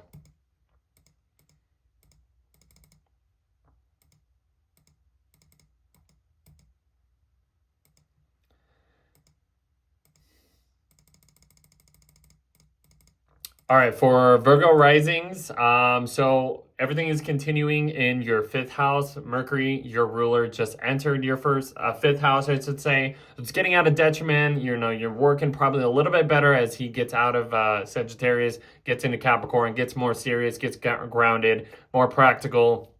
All of this stuff happening in your fifth house is like really focusing on your creative talents. If there's any hobbies that you like to do, like this would be a good time to really put the pedal to the metal and get everything done at this point and have some performance happening. You have a full moon happening in your 11th house, which is a good way of explaining like this performance type of energy over here. Like you're the performer, and then it's like the 11th house, or these planets in your 11th house, are the audience. So, like, one thing I would say, you might get some feedback on some type of thing that you are presenting. What I was explaining about the Capricorn Cancer axis is like the Capricorn energy is about like, maybe getting, work, or trying to climb up the corporate ladder and something like that. But then the Cancer side is like, yeah, we got to make sure that we are also taking care of our emotional side, our home life, making sure we're getting enough rest, just making sure we are feeling secure in some type of way. But for this point, I wouldn't say like the feedback is going to be bad if there's anything. So this is just really connecting towards, just emotional like friendships and emotional connections and stuff like that. If you are performing or something, whatever is your creative talent, and then you're seeing this awareness of how people are reacting to maybe stuff you are doing. The fifth house is about children as well, pleasures, entrepreneurship, inspiration, just your own creative talents and stuff like that. And then the 11th house is about opportunities, friendships, aspirations, community service, and stuff like that. So like in groups of people. So like this is cool. I mean, if you are doing some type of thing, like this is like where you are starting to see the fruits of your labor pay off and stuff like that. And there's some emotional support, some emotional like just goodness coming from this. Jupiter is still in your 11th house. Jupiter loves to be in the 11th house as well. So this is on top of the moon being in Cancer, loves being Cancer, just adding that extra layer of this emotional wisdom, emotional security, emotional just connections and support from other people. Looks good, guys, I'm telling you. Next thing happening is this triple conjunction happening here with Venus, Mars, and the Sun. They're all coming together in your fifth house. So if they're, like I said, this continuation of this fifth house, creative hobbies, creative talents, and stuff like that, if there's anything that you are desiring to go after, that's Mars, desired directions, and desired attractions, that's Venus. They're kind of being combust. They're being refreshed. You're cleaning up, you're wiping off the table and starting from scratch. This is a good time to set those creative talent intentions for you if you want to do any of that stuff. So looks really good, guys. So I feel like you'll see the payoff or the remnants of it later on after this transit, but that looks really good. Set those New Year's resolutions, even if it is some type of creative goal or something like that. Looks good, guys. And then Venus goes, I believe, goes into your sixth house of Aquarius. So, and then it kind of leads everything else into your sixth house. Goes over Pluto, deep psychological values, not possessions, I guess you could say possessions, values when it comes to like services, physical health situations, like just you're like understanding like there's these deep psychological things coming up to the surface that maybe you need to face when it comes to like maybe healing something, or I don't know, maybe you're valuing more like healthier ways of kind of connecting to these surfaces. I don't know, like I feel like people will start to like you having your Aquarius in your sixth house for you Virgos. I feel like you connect more intellectually with these people when you are maybe serving other people, which you are good. I mean, Virgo has that Mercury intellectual side to it, so it's similar in a way, but this is like trying something new in a way that you are serving. Maybe you have more unconventional ways of, servicing other people, and you start to value that stuff. And then having Venus going over Pluto, you're trying new things out. Things are coming up to the surface that you weren't aware of, but kind of changes your perspective on certain values that you want to provide, I guess. I don't know. This is just leading a train of these planets into your sixth house. You have a new moon happening in your fifth house of Capricorn right before everything gets into there. Look at that. Mercury, Mars are together too. That's another thing I should have mentioned too about whatever. Just setting the tone, putting a little cherry on top of like just everything that's just been, you want to set new intentions on your creative talents and hobbies and stuff like that. This will be the good time to do it.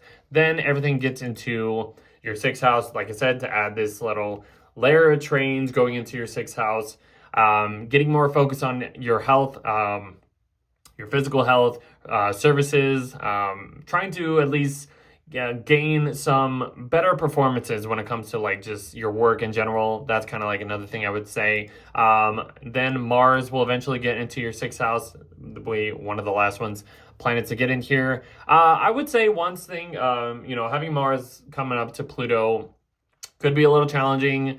Watch out for maybe some confrontations with coworkers, maybe someone that you are serving kind of just like throws some confrontation, deep, powerful thing up to the surface. I don't know. Kind of watch out for that. Be careful. Maybe some surgery stuff could possibly be a thing.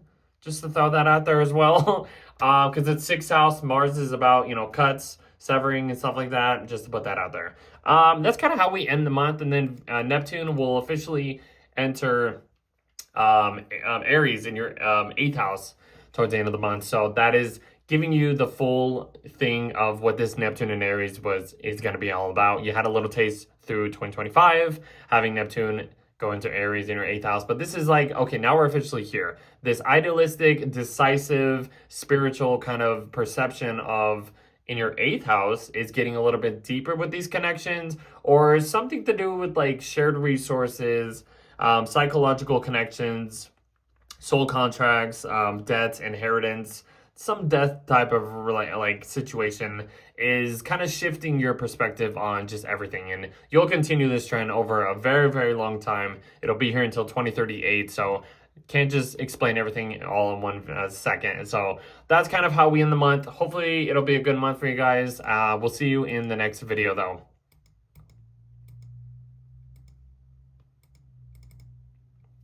Libra risings, one sec. Okay, for Libra rising, so everything is continuing in your fourth house over here in Capricorn. Kind of like the opposite of what I just was explaining about Aries risings. So, yeah, I mean, you might be putting a lot more energy into your home life, making sure everything is on solid ground, like a good solid foundation for you guys. For the most part, Mercury enters Cap on the first day of January. So kind of thinking about like more instinctual, serious, maternal instincts or whatever, like kind of just focusing on like just making sure like a lot of intuition, feelings are coming out to the surface, going to be your focus, your main thinking way. I hope that makes sense. I don't know. Anyways, then you have a full moon happening in your 10th house of Cancer, which is looking super, super nice. You have Jupiter here as well. This is like, even though these planets are in your fourth house, trying to make sure that everything's on solid ground, your home life and like your subterranean part of your chart is doing good for the most part. Maybe some family situations, you're trying to make sure everything's good in that. On the other side, maybe you are becoming aware of some career, some public, something to do with like the public or your career life or whatever is being illuminated or something like that. Like, I don't know, maybe this is giving you more emotional safety, emotional good feelings on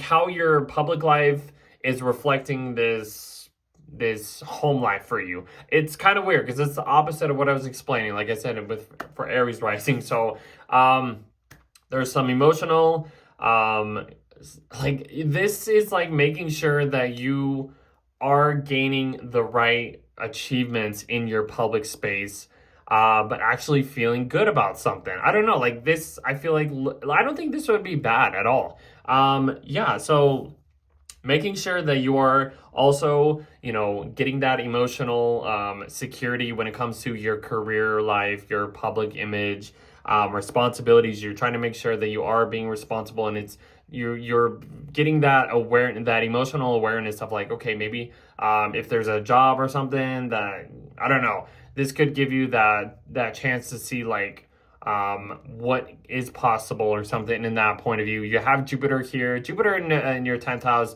is really good for benefiting more opportunities in your career for the most part.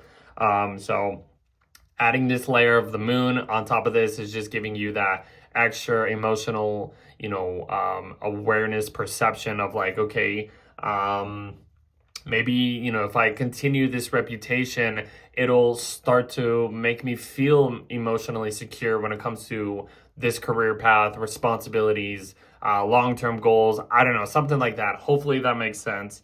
After that, we have this triple conjunction happening in your 4th house with Venus, Mars, and the Sun. They're all coming together in your 4th house. So maybe something doesn't happen right now, but this will give you the chance to set more intentions on whatever desired direction, that's Mars, and desired attractions, that's Venus, coming up to the Sun, refreshing something in your home life.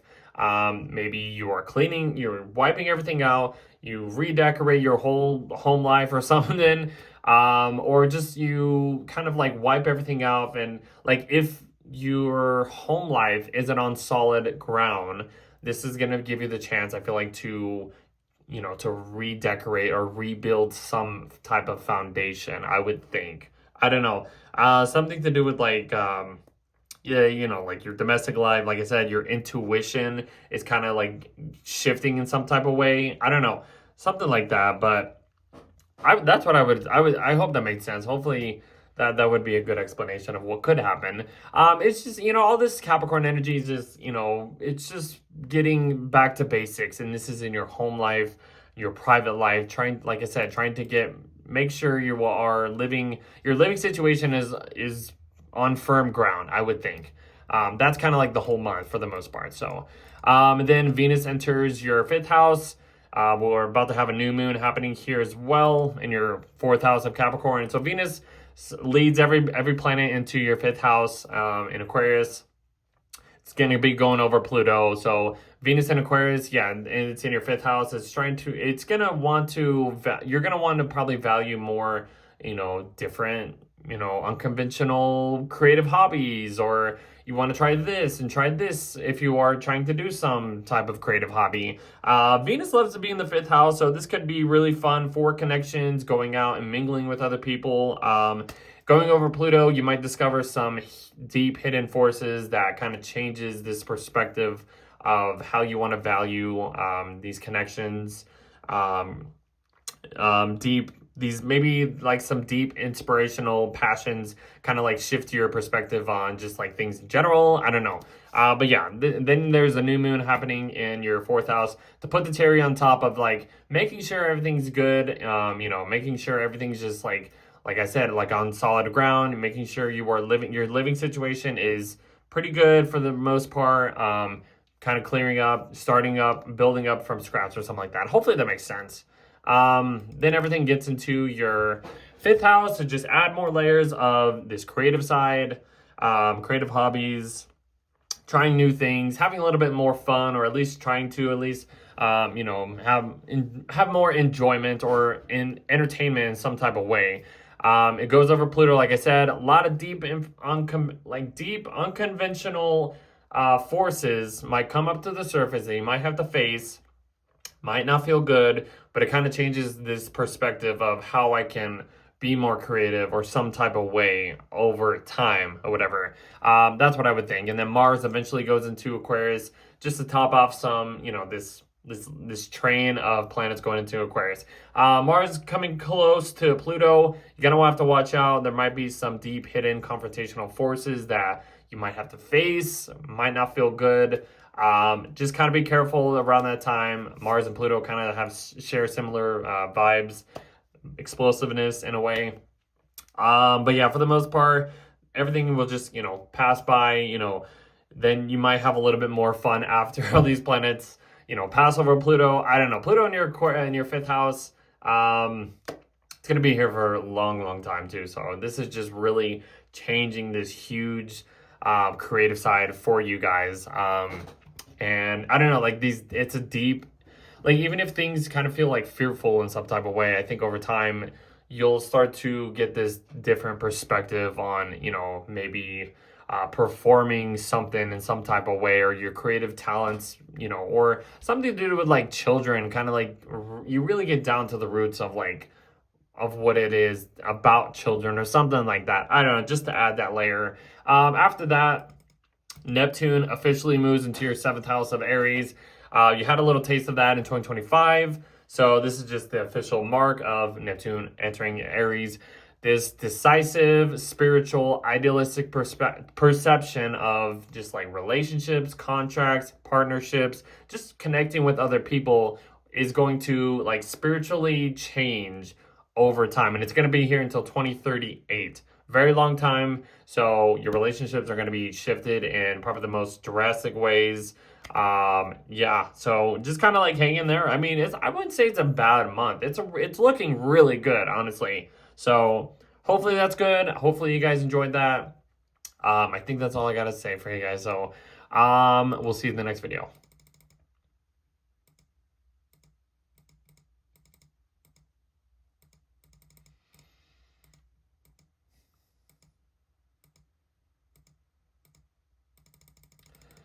All right. For Scorpio risings. All right, so if you are Scorpio rising, this is going to be your horoscope for January. So the planets are continuing in your third house. Let me get a drink real quick before All right, Scorpio risings. All these planets are going into your third house. Mercury is the last one to enter your third house. It leaves Sagittarius. So this is just, getting back to basics, maybe getting a little bit more, you're focusing on, you want to have, connections with other people, some social thing happening here for you guys. A lot of just focus on like your local environment, local neighborhood, stuff is happening in your like local space or whatever. You have a full moon happening in your ninth house of Cancer, which is looking really, really good. It's probably going to be really good for any placements you have in Scorpio. I love this full moon, honestly. Excuse me.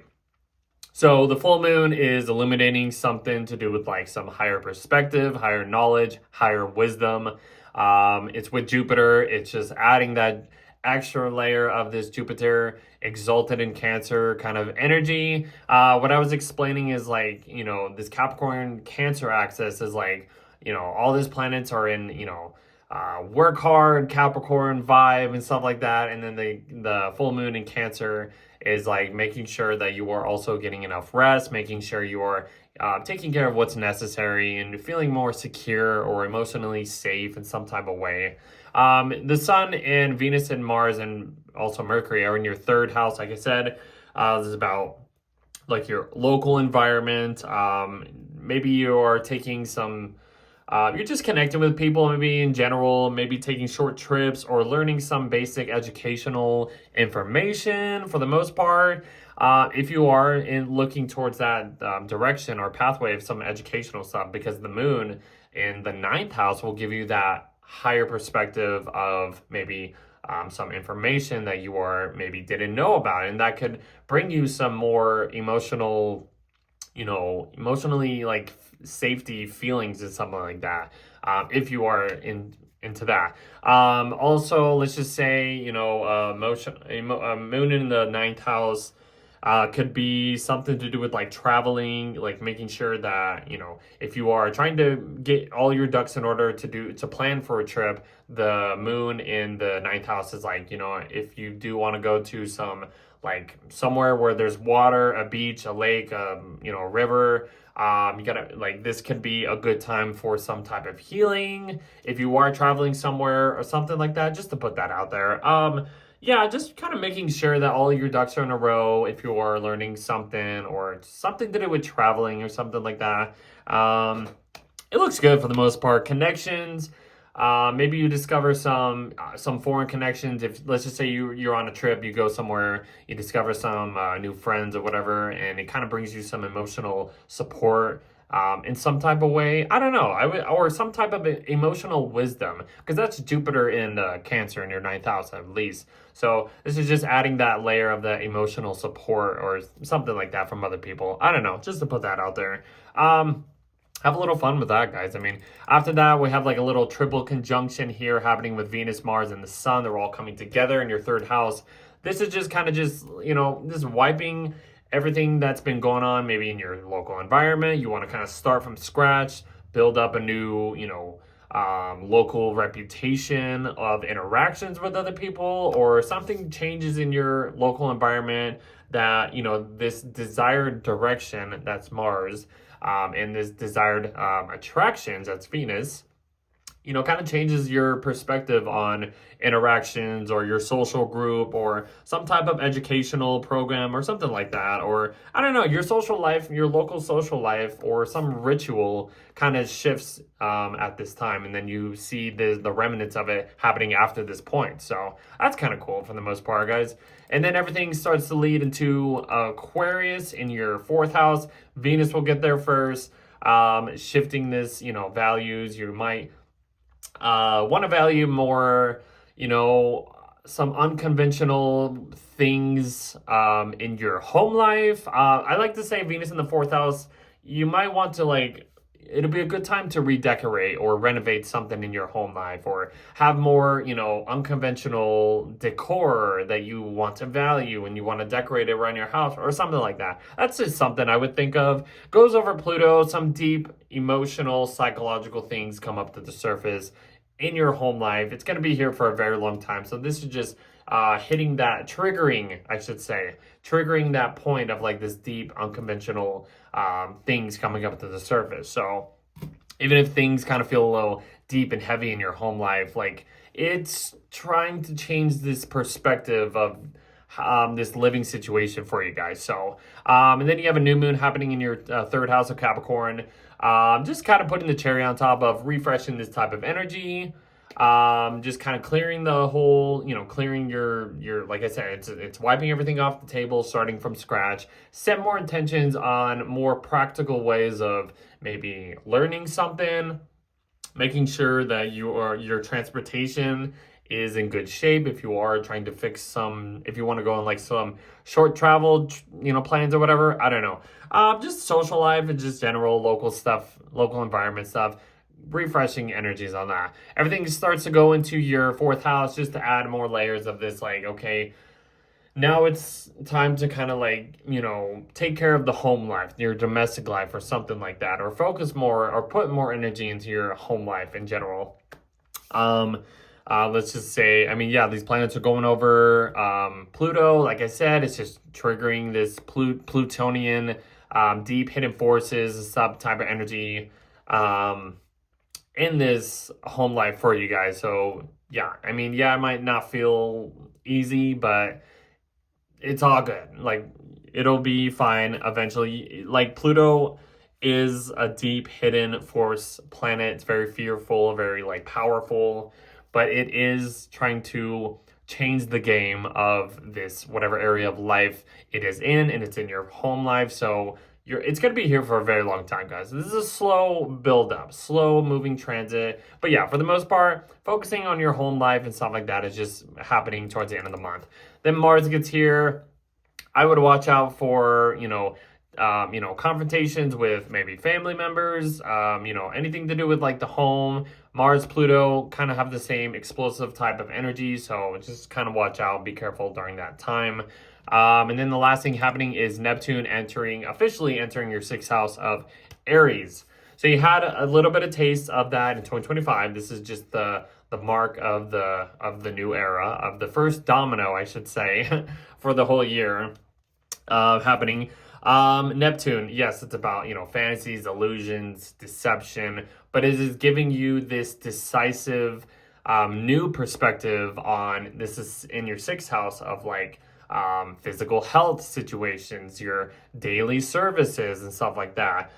Maybe some routines or something to do with like pets or something. You're really kind of understanding this deep layer of like, I don't know, this new perspective or something like that. So maybe the way your services, your work life kind of changes. You get some different perspectives. You're seeing different sides of like this area of life. That's kind of what it will eventually play out as.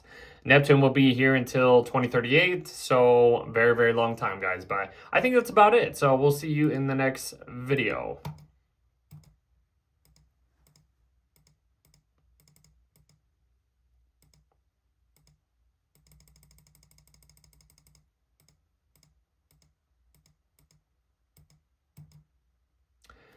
Okay, for Sagittarius risings, I'm with you. I'm a Sag rising myself, so everything continues in our 2nd house here. So Mercury just entered and left our 1st house of Sagittarius and enters our 2nd house of Capricorn. So we're getting, maybe our mindset is getting more focused on our security, our financial side, our possessions, valuing. How do we continue, or maybe how do we continue this trend of like this reputation that's been kind of building up in our our work, not our work, but our secure sector, whatever. So, yeah, I mean, this is just, if you want to get down to the basics of like, focusing on financial stuff, what do we need to, kind of survive, or, you got to make sure you got to, all the necessities of like just, having stuff in order to feel secure. We have a full moon happening in our 8th house. So, even if like our mindset and everything is kind of focusing on our personal possessions, our financial stuff, our values, trying to get secure and have a firm foundation on that.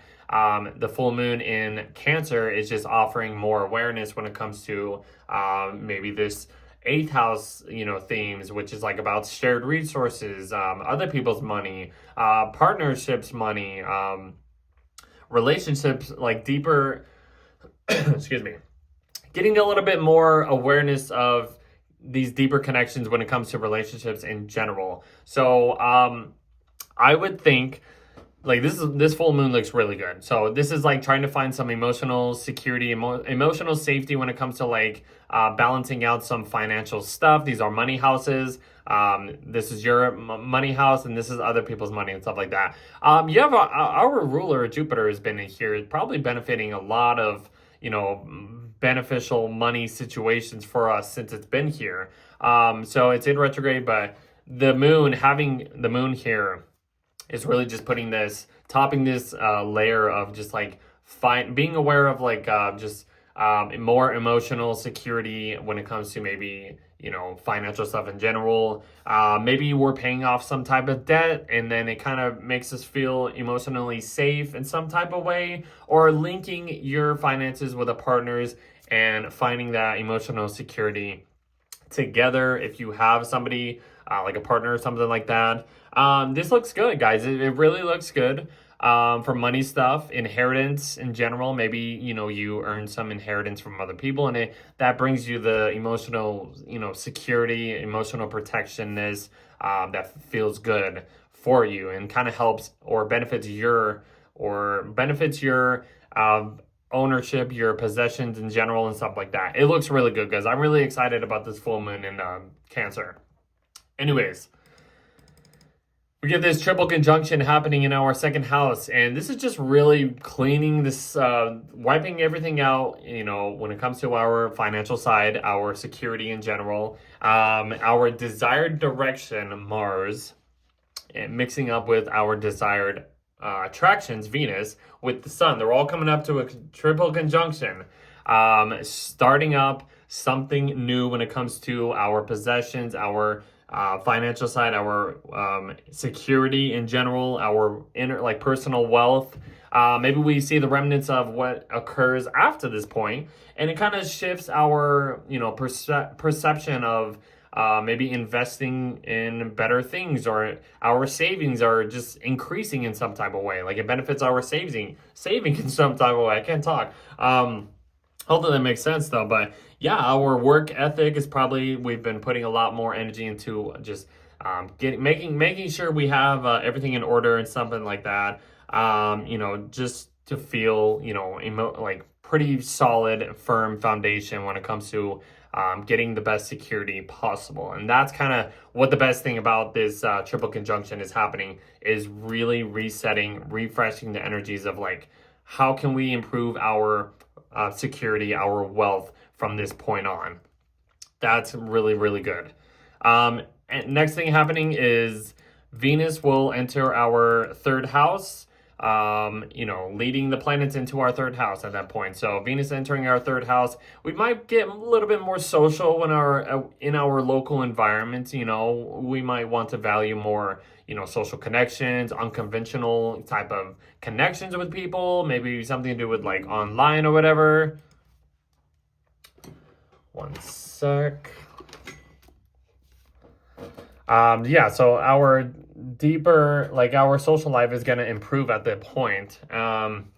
It's going over Pluto. So, there's going to be probably some deep hidden forces happening at this point that we need to really face in order to get the best connections out of this transit. So, and then we have a new moon happening in our second house of Capricorn, just the top of the layer off of, making sure everything's in order, making sure our, whatever outcome comes after this, as we set the intentions of getting better wealth or security, will pay off eventually later on. So this is just getting back to basics, getting everything, in order for us to, feel solid for the most part, I would think. And then everything starts to move into Aquarius. The Sun and Mercury there going into Aquarius, putting the focus, like I said, just continuing this trend of like social interactions, something to do with like your local environment. Maybe you're doing a lot more stuff, putting yourself out there in local environment, stuff, or something to do with like putting yourself on social media. That can be another influence on what you are doing at this point. Looks good, guys. I'm really excited. I love Aquarius season during this point too. So the month looks really good, guys. Mars gets into there. Watch out for some Mars-Pluto, unconventional, unpredictable type of confrontations. Maybe when it comes to I would say maybe traveling, and make sure you don't end up, wrecking something. Maybe something like that in your local environment. You gotta watch out, be careful when it comes to just, I would say, traveling, or just maybe watch out for just something could bring up to the surface that might, cross you the wrong way or something like that. I don't know, something like that. But yeah, I would watch out for the car, something to do with transportation or whatever. But yeah, looks good for the most part, guys. Have a little bit of fun in your local environment. And then Neptune eventually goes into our fifth house officially. We got a little taste of it last year in 2025. So this is the official kickoff of Neptune and Aries. Decisive, inspirational, spiritual perception is kind of shifting our way of, being expressive through our creative talents and something like that. It's going to be really good for, maybe some art or some musical stuff, or just creative hobbies and something like that. It's going to change the game of how we perform in some type of way. And that looks good. That looks really good. But yeah, this is the official kickoff of Neptune and Aries. It's going to be here until 2038. So a long, long time, guys. So I believe that's about it, guys. So we'll see you in the next month.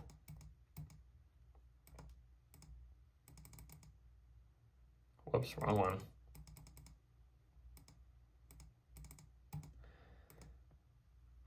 Okay, for Capricorn risings, so everything is just refreshing your personal, point of view. Basically, at this point, you are getting the huge stellium happening in your first house, probably refreshing every single thing that's, happening for you. It's your season. Happy birthday if you are celebrating in January or in December. This is a huge time to set new goals for the years, for your new cycle or something like that. Very good time, guys. This month looks really good.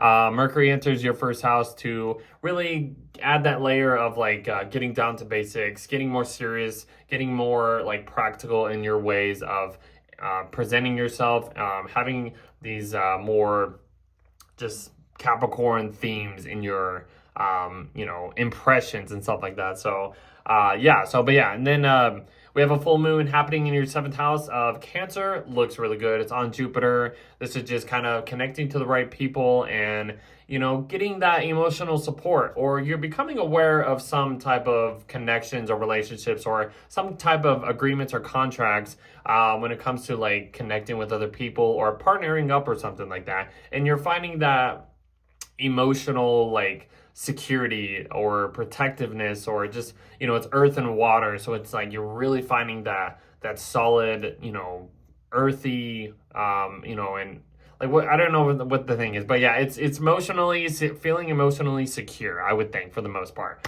So this looks good. It's on Jupiter. You're getting it more Jupiterian, emotional wisdom, or maybe other people kind of provide that emotional support that helps you kind of find that just that good connections when it comes to other people or something like that. Like it's really benefiting your relationships having Jupiter here and for the most part. So next thing happening is this whoops, hold on, oh man, hold on, I need to put days on. Okay, next thing happening is this let me adjust this one more time. Okay, my bad. I know.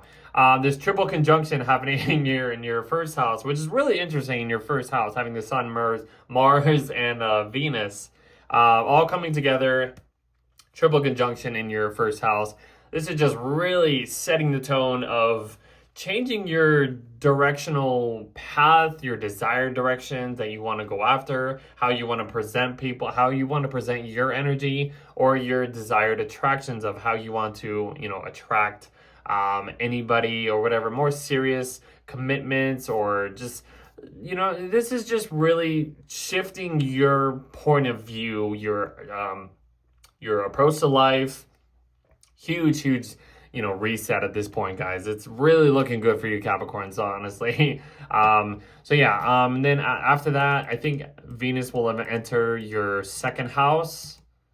Yes, Venus goes into your 2nd house of Aquarius, starts to value a little bit more unconventional ways of like security or earning something. Excuse me. It goes over Pluto, so some deep, unconventional, like power forces come up to the surface that you might have to face when it comes to like possessions, priorities, values, and stuff like that. And it might, feel a little weird, but you'll understand probably whatever is happening afterwards. Like, okay, that's what I had to go through in order to feel this way or to get this outcome. Because all the planets are going to start to come up and pass over Pluto, triggering this Plutonian energy. So it could be a little, it could feel a little nuts at this point, but it's all right. You have a new moon happening in your first house just to refresh this energy of who you are. Put the cherry on top of just clearing out the new, this new cycle and starting afresh, starting anew or whatever, something like that. It looks really good for you guys. And then everything goes into Aquarius.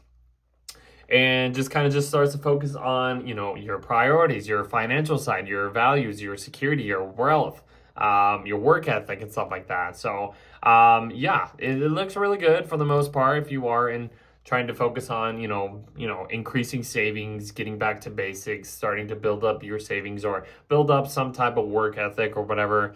Just trying to invest in good things or invest in unconventional things that help your wealth over time or whatever during this point, maybe. I don't know.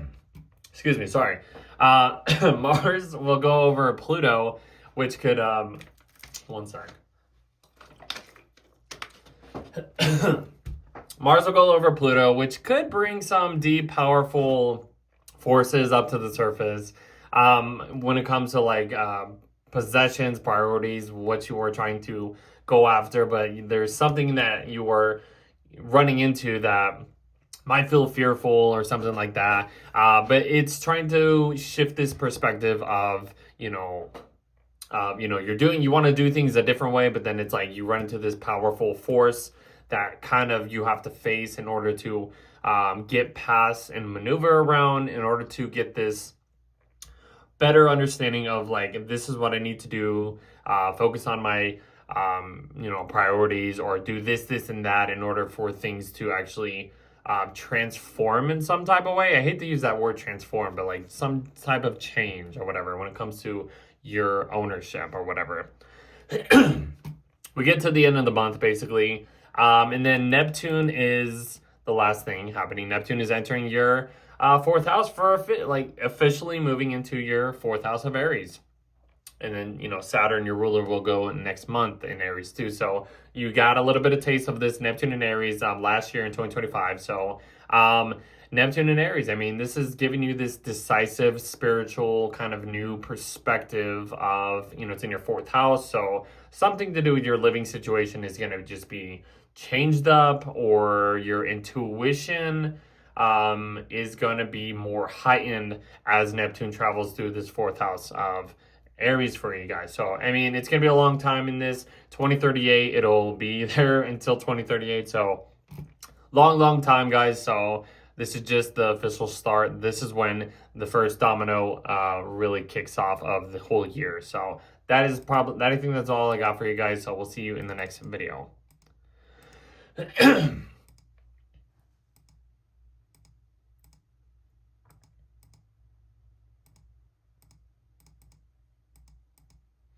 Okay, so for Aquarius risings, this is going to be... Okay, so everything will continue into your 12th house to kind of end these cycles for you. Mercury enters Capricorn, your 12th house, getting a little bit more, grounded, sort of, in a way, more practical, more conservative, like how you are thinking or communicating or processing information. It's in your 12th house, so a lot of hidden behind the scenes kind of things are happening that maybe people aren't aware of, or you kind of get maybe a little bit spiritual in some type of way if you are focusing on something that can improve your daily lives at this point. Excuse me. So you got a full moon happening in your 6th house of Cancer, which is looking really good. It's on Jupiter. This is just really providing and being more aware of like having more emotional support when it comes to like your daily services, how you are, connecting to other, like maybe connecting with coworkers. It kind of improves in some type of way, or there's some new emotional awareness that you find out that brings a little bit more benefit, or some type of healing in some type of way. These planets are in healing houses, like health houses or whatever. The 12th house is about your mental, health and state or whatever. 6th house is about physical health, like the mundane stuff and like all that stuff. So this, this Capricorn, this, get to the grind, work type of energy, to this, Cancer energy is like, we got to make sure that we're making, taking care of our necessities, our physical health, in order to maybe improve some mental situations or whatever, or mental addictions, or you're being aware of like some like addictions, or something that's being hidden that you weren't aware of, and then the full moon in Cancer will kind of provide that emotional wisdom, emotional awareness that can improve any addictions or anything to do with like your isolation or whatever, or your seclusive state. Like you might not have a lot of energy until the planets move into your sign. So cycles are ending. I would just say make sure you are taking care of what's necessary. That's the moon in Cancer, taking care of your body, your physical health, making sure you are getting the right nutrients or whatever in order to have a better performance when it comes to like your work or something like that, or getting a little bit more spiritual, and that kind of helps your work service oriented point of view or something like that. Looks good for the most part. I hope that makes sense. And then before everything gets into your first house, we have this triple conjunction happening with the Sun, Mars, and Venus in your 12th house. So I would think like this is like one last hoorah, one last ending, one last checkpoint, excuse me, before everything starts to get into your first house. Of like this desired direction, Mars, and this desired attractions, Venus, is kind of like being wiped up, restarting all this stuff, and it has a spiritual type of like layer to this in order to really like see the remnants of what has started at this point onwards. So that looks really good. Set those like last minute intentions, especially as we get the new moon in Capricorn later in a few minutes. That looks really good, guys. So then everything will start to go into your first house, which basically is what we were talking about. So you have all this stuff in your 12th house, and then Venus leads everybody into your first house. So you'll start having Venus in your first house is going to feel really good, and for the most part, it makes your personality more enjoyable. You got more like just nicer, like impressions from other people. And it refreshes your energy as this cycle begins.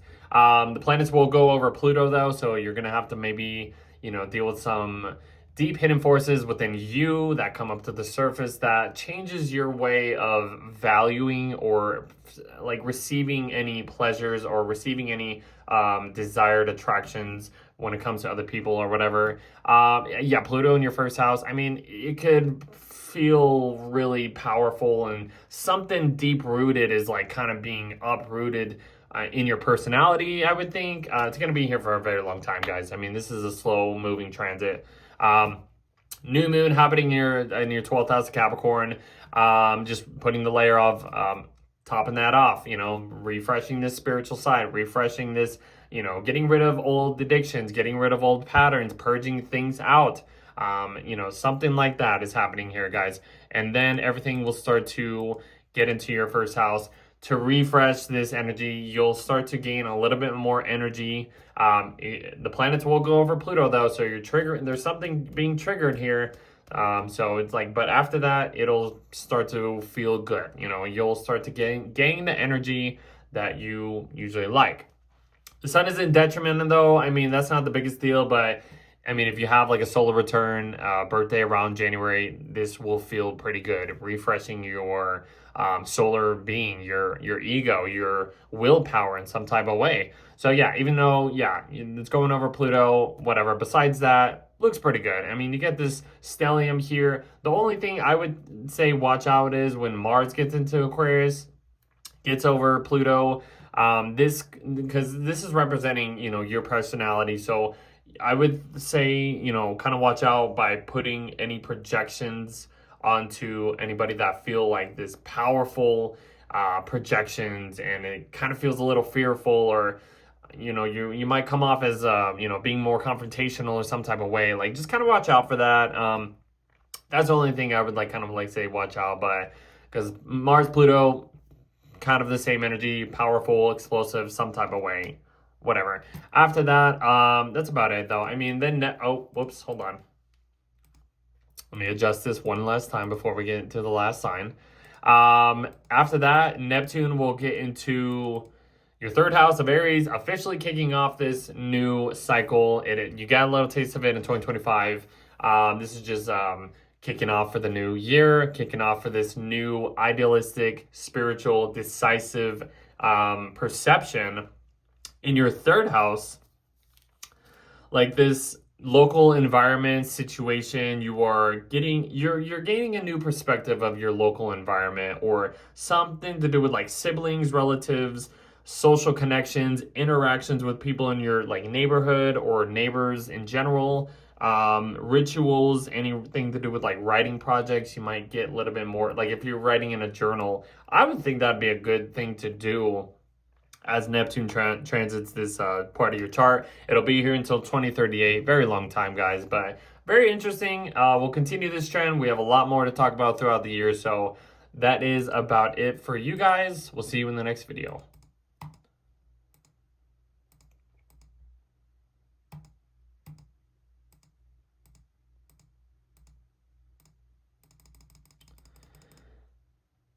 Let's see.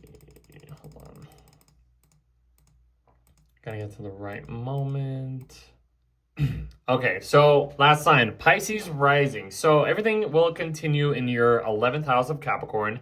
Mercury just entered it, got out of Sag. So Mercury gets into Capricorn in your 11th house, gets more focused on, gets more grounded, practical, serious in some type of way, focusing on maybe like group situations. How do I connect with other people to get maybe the most outcome? Or you might connect with a lot of friendships or something to do with like-minded dreams, linking together, networking with people, with colleagues, with other people online that share the same goals, the lifelong goals as you. That's kind of just the focus at that point. You have a full moon happening in your 5th house, looking really good. It's on Jupiter. It's in your 5th house. Man, I mean, this Jupiter in your 5th house is probably been very, very lovely, guys. A lot of emotional support, emotional protectiveness, just feeling safe. I mean, with just your creative talents or like like the sun, everything's in your 11th house, focusing on like groups of people. Your audience might be growing at this point, but then it's just like, the moon over here in your 5th house is like showing you some type of awareness of like this creative side that you were maybe aware of, and then you put that out there and you're like, people actually like that or something like that. I don't know, just to put that out there. Something to do with like children, your creative hobbies, inspirations, more entertainment. It just feels good at this point. It's gonna feel good. I love this full moon in Cancer. It's so nice, guys, honestly. After that, you have this triple conjunction happening with the Sun, Mars, and Venus in your 11th house. That is just really resetting this desired direction, Mars, and desired attractions, Venus, when it comes to connecting with other people or connecting towards your lifelong goals and stuff like that. So that looks really good. I'm excited about that for you guys. If you want to set, that's a really good time to set lifelong goals or any lifelong achievements or lifelong opportunities or just new opportunities together when you connect with people and, go at it or something like that. Set those goals, guys. That will bring, I feel like, a lot more, friendships, your groups, circles of group will grow, I would think. So that looks really good. It looks cool. After that, Venus will lead everybody into your 12th house of Aquarius. So maybe, valuing a little bit more spiritual connections. It goes over Pluto. So there's, there's a lot of like deep, hidden, powerful, subconscious things being uprooted. And it kind of like, it's like a trigger point in a way. These planets are going to be hitting Pluto. They're going to be triggering some type of deep spiritual or maybe some deep addictions that you are trying to transform or trying to change this routine or something like that, or trying to heal some mental illness or some mental situation happening here for you guys. Venus is just trying to make things a little bit more smoother for you for the most part. But yeah, this is a trend that's going to continue on. You have a new moon happening in your 11th house, just to top off this new intentions, this refreshed energy when it comes to groups, your aspirations, opportunities, connecting with other people, your audience in general.